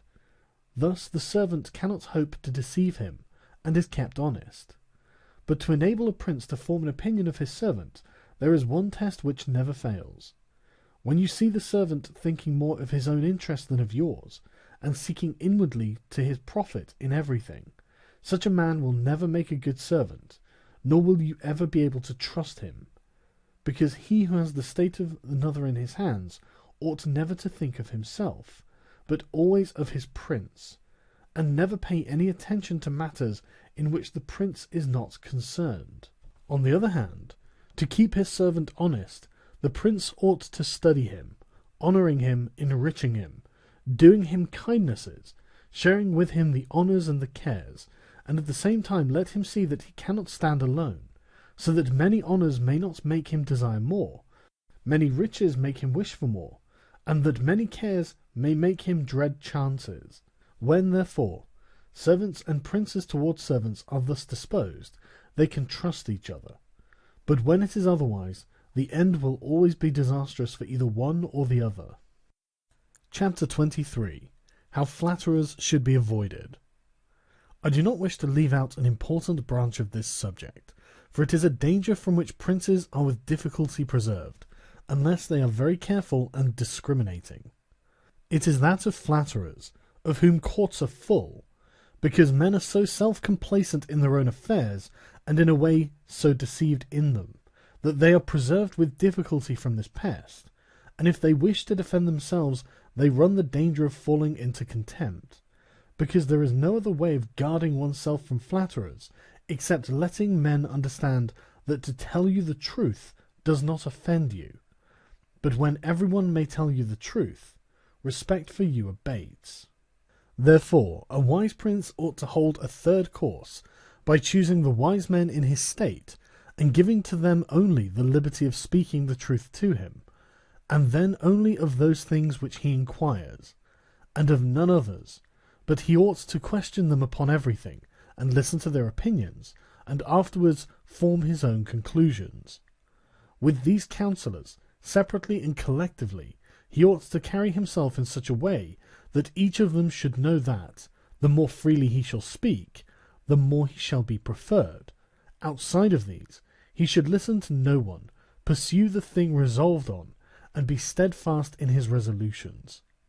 He who does otherwise is either overthrown by flatterers, or is so often changed by varying opinions that he falls into contempt. I wish on this subject to adduce a modern example. Fra Lucia, the man of affairs to Maximilian, the present emperor, speaking of his majesty, said, he consulted with no one, yet never got his own way in anything. This arose because of his following a practice the opposite to the above. For the emperor is a secretive man. He does not communicate his designs to anyone, nor does he receive opinions on them. But as in carrying them into effect they have become revealed and known, they are at once obstructed by those men whom he has around him, and he, being pliant, is diverted from them. Hence it follows that those things he does one day, he undoes the next, and no one ever understands what he wishes or intends to do, and no one can rely on his resolutions. A prince, therefore, ought always to take counsel, but only when he wishes and not when others wish. He ought rather to discourage everyone from offering advice unless he asks for it. But, however, he ought to be a constant inquirer, and afterwards a patient listener concerning the things of which he has inquired. Also, on learning that anyone, on any consideration, has not told him the truth, he should let his anger be felt. And if there are some who think that a prince who conveys an impression of his wisdom is not so through his own ability, but through the good advisers that he has around him, beyond a doubt they are deceived, because this is an axiom which never fails, that a prince who is not wise himself will never take good advice, unless by chance he has yielded his affairs entirely to one person who happens to be a very prudent man. In this case, indeed, he may be well governed, but it would not be for long, because such a governor would, in a short time, take away his state from him. But if a prince who is not inexperienced should take counsel from more than one, he will never get united counsels, nor will he know how to unite them. Each of the counsellors will think of his own interests, and the prince will not know how to control them, nor to see through them. And they are not to found otherwise, because men will always prove untrue to you, unless they are kept honest by constraint. Therefore it must be inferred that good counsels, whencesoever they come, are born of the wisdom of the prince, and not the wisdom of the prince from good counsels. Chapter 24. When the princes of Italy have lost their states. The previous suggestions, carefully observed, will enable a new prince to appear well established, and render him at once more secure and fixed in the state than if he had been long seated there. For the actions of a new prince are more narrowly observed than those of a hereditary one, and when they are seen to be able, they gain more men and bind far tighter than ancient blood, because men are attracted more by the present than by the past, and when they find the present good, they enjoy it and seek no further. They will also make the utmost defence of a prince if he fails them not in other things. Thus it will be a double glory for him to have established a new principality, and adorned and strengthened it with good laws, good arms, good allies, and with a good example. So it will be a double disgrace to him who, born a prince, shall lose his state by want of wisdom. And if those seigneurs are considered to have lost their states in Italy in our times, such as the King of Naples, the Duke of Milan, and others, there will be found in them, firstly, one common defect in regard to arms, from the causes which have been discussed at length. In the next place, some of them will be seen either to have had the people hostile, or if he has had the people friendly, he has not known how to secure the nobles. In the absence of these defects, states that have had enough power to keep an army in the field cannot be lost. Philip of Macedon, not the father of Alexander the Great, but he who was conquered by Titus Quintinius, had not much territory compared to the greatness of the Romans, and of Greece who attacked him,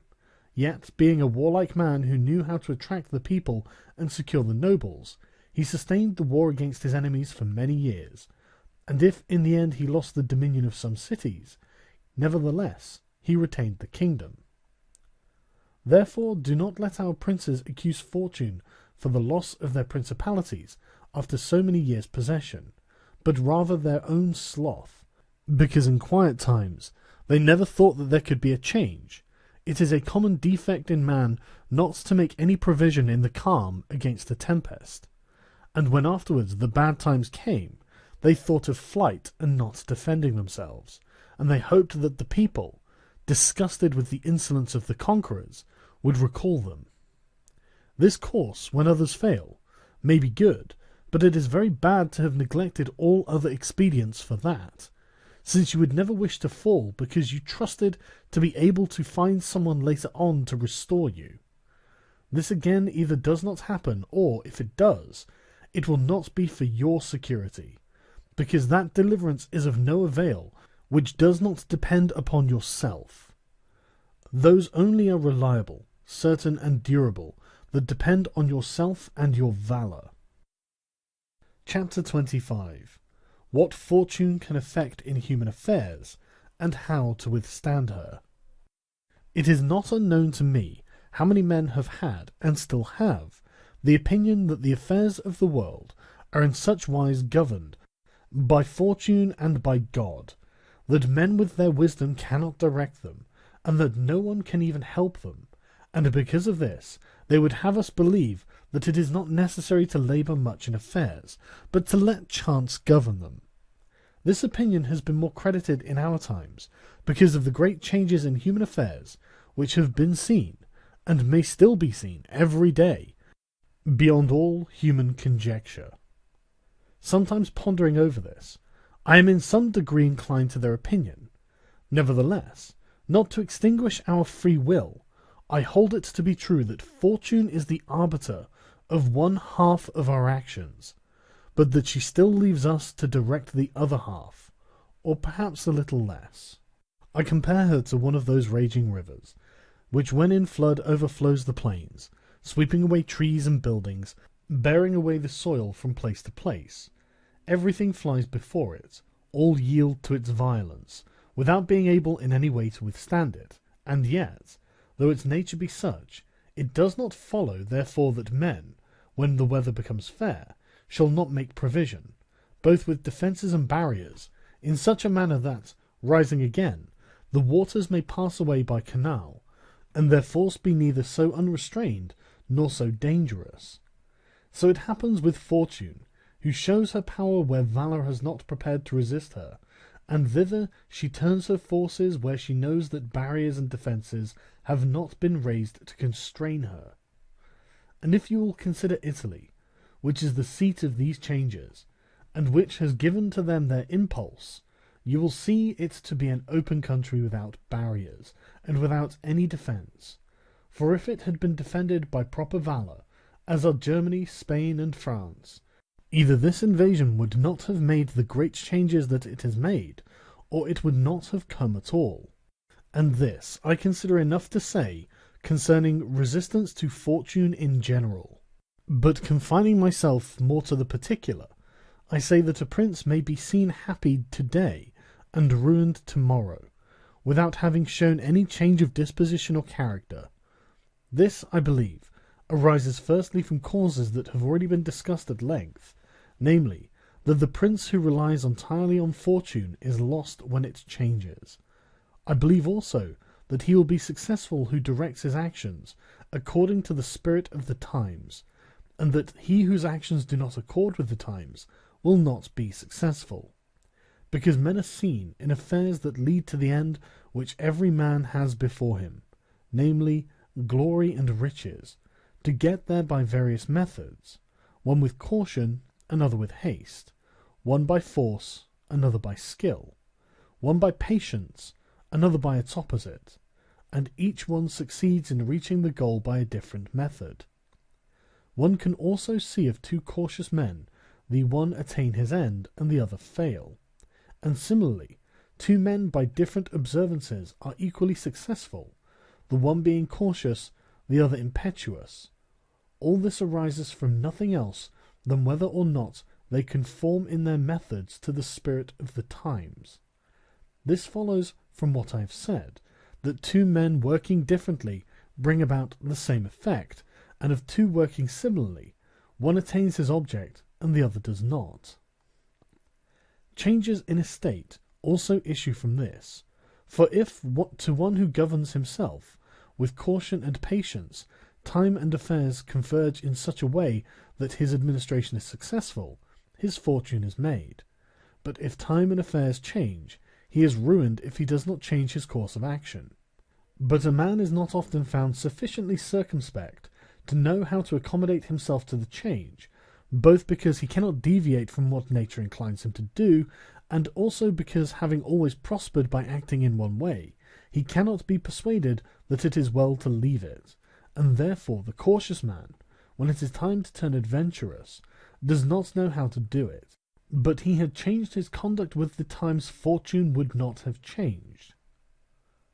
Pope Julius II went to work impetuously in all his affairs, and found the times and circumstances conform so well to that line of action that he always met with success. Consider his first enterprise against Bologna, Messer Giovanni Bentivogli being still alive. The Venetians were not agreeable to it, nor was the King of Spain, and he had the enterprise still under discussion with the King of France. Nevertheless, he personally entered upon the expedition with his accustomed boldness and energy, a move which made Spain and the Venetians stand irresolute and passive, the latter from fear, the former from desire to recover the kingdom of Naples. On the other hand, he drew after him the King of France, because that king, having observed the movement, and desiring to make the Pope his friend, so as to humble the Venetians, found it impossible to refuse him. Therefore Julius, with his impetuous action, accomplished what no other pontiff with simple human wisdom could have done. For if he had waited in Rome until he could get away, with his plans arranged and everything fixed, as any other pontiff would have done, he would never have succeeded, because the King of France would have made 1,000 excuses, and the others would have raised 1,000 fears. I will leave his other actions alone, as they were all alike, and they all succeeded, for the shortness of his life did not let him experience the contrary. But if circumstances had arisen which required him to go cautiously, his ruin would have followed, because he would never have deviated from those ways to which nature inclined him. I conclude, therefore, that fortune being changeful, and mankind steadfast in their ways, so long as the two are in agreement, men are successful, but unsuccessful when they fall out. For my part, I consider that it is better to be adventurous than cautious, because fortune is a woman, and if you wish to keep her under, it is necessary to beat and ill-abuse her, and it is seen that she allows herself to be mastered by the adventurous, rather than by those who work more coldly. She is, therefore, always, womanlike, a lover of young men, because they are less cautious, more violent, and with more audacity to command her. Chapter 26. An exhortation to liberate Italy from the barbarians. Having carefully considered the subject of the above discourses, and wondering within myself whether the present times were propitious to a new prince, and whether there were elements that would give an opportunity to a wise and virtuous one to introduce a new order of things that would do honour to him and good to the people of this country, it appears to me that so many things concur to favour a new prince that I never knew a time more fit than the present. And if, as I said, it was necessary that the people of Israel should be captive so as to make manifest the ability of Moses, that the Persians should be oppressed by the Medes so as to discover the greatness of the soul of Cyrus, and the Athenians should be dispersed as to illustrate the capabilities of Theseus, then at the present time, in order to discover the virtue of an Italian spirit, it was necessary that Italy should be reduced to the extremity that she is in now, that she should be more enslaved than the Hebrews, more oppressed than the Persians, more scattered than the Athenians, without head, without order, beaten, despoiled, torn, overrun, and to have endured every kind of desolation. Although lately some spark may have been shown by one, which made us think he was ordained by God for our redemption, nevertheless it was afterwards seen, in the height of his career,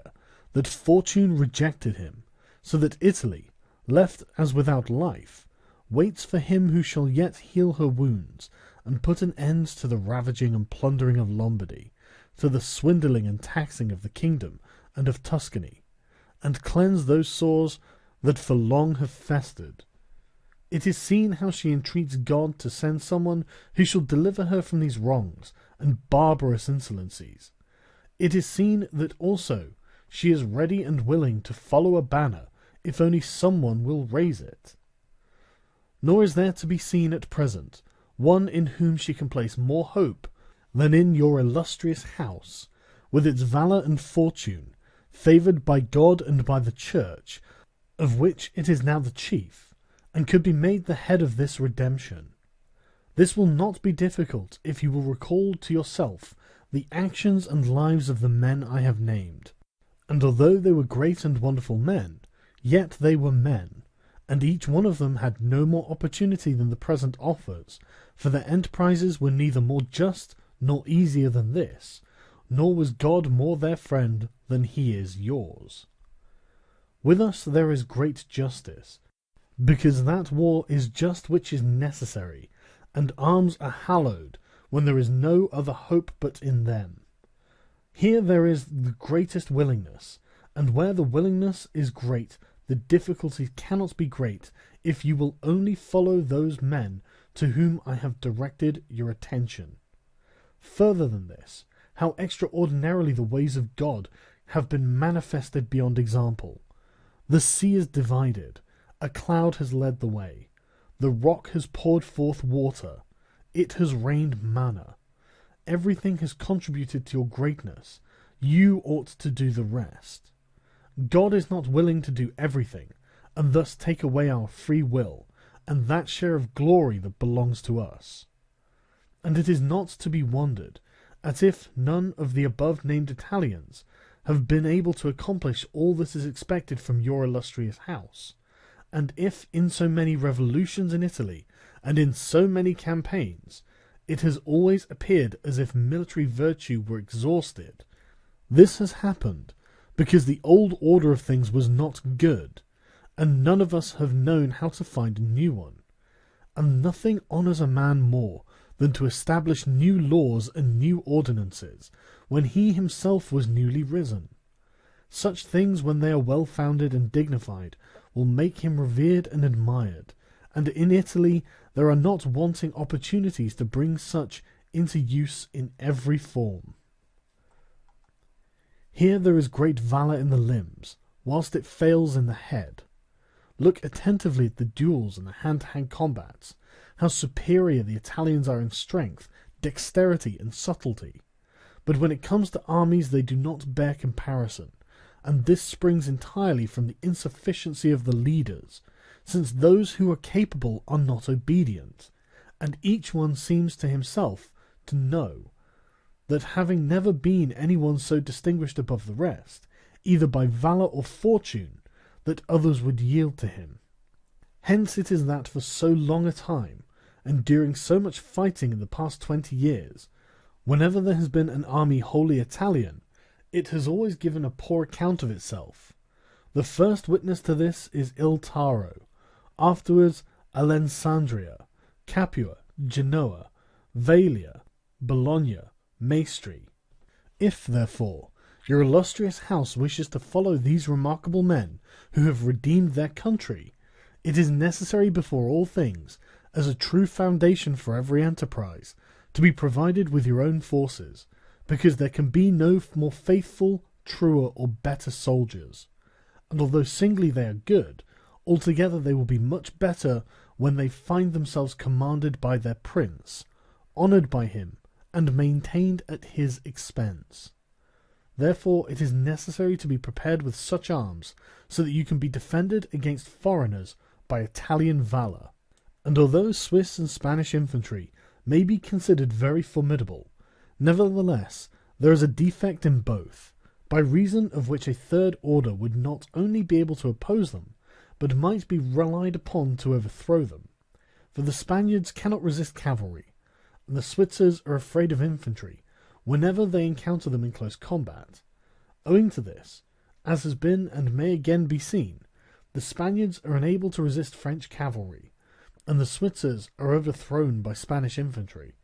and although a complete proof of the latter cannot be shown, nevertheless there was some evidence of it at the Battle of Ravenna, when the Spanish infantry were confronted by German battalions who follow the same tactics as the Swiss. When the Spaniards, by agility of body and with the aid of their shields, got in under the pikes of the Germans and stood out of danger, able to attack while the Germans stood helpless, and, if the cavalry had not dashed up, all would have been over with them. It is possible, therefore, knowing the defects of both these infantries, to invent a new one, which will resist cavalry and not be afraid of infantry. This need not create a new order of arms, but a variation upon the old, and these are the kind of improvements which confer reputation and power upon a new prince. This opportunity, therefore, ought not to be allowed to pass for letting Italy at last see her liberator appear, nor can one express the love with which he would be received in all those provinces which have suffered so much from these foreign scourings. With what thirst for revenge, with what stubborn faith, with what devotion, with what tears. What door would be closed to him? Who would refuse obedience to him? What envy would hinder him? What Italian would refuse him homage? To all of us this barbarous dominion stinks. Let, therefore, your illustrious house take up this charge, with that courage and hope with which all just enterprises are undertaken, so that, under its standard, our native country may be ennobled, and under its auspices may be verified that saying of Petrarch, "Virtue against fury shall advance the fight, and it in the combat soon shall put to flight. For the old Roman valour is not dead, nor in the Italians' breasts extinguished.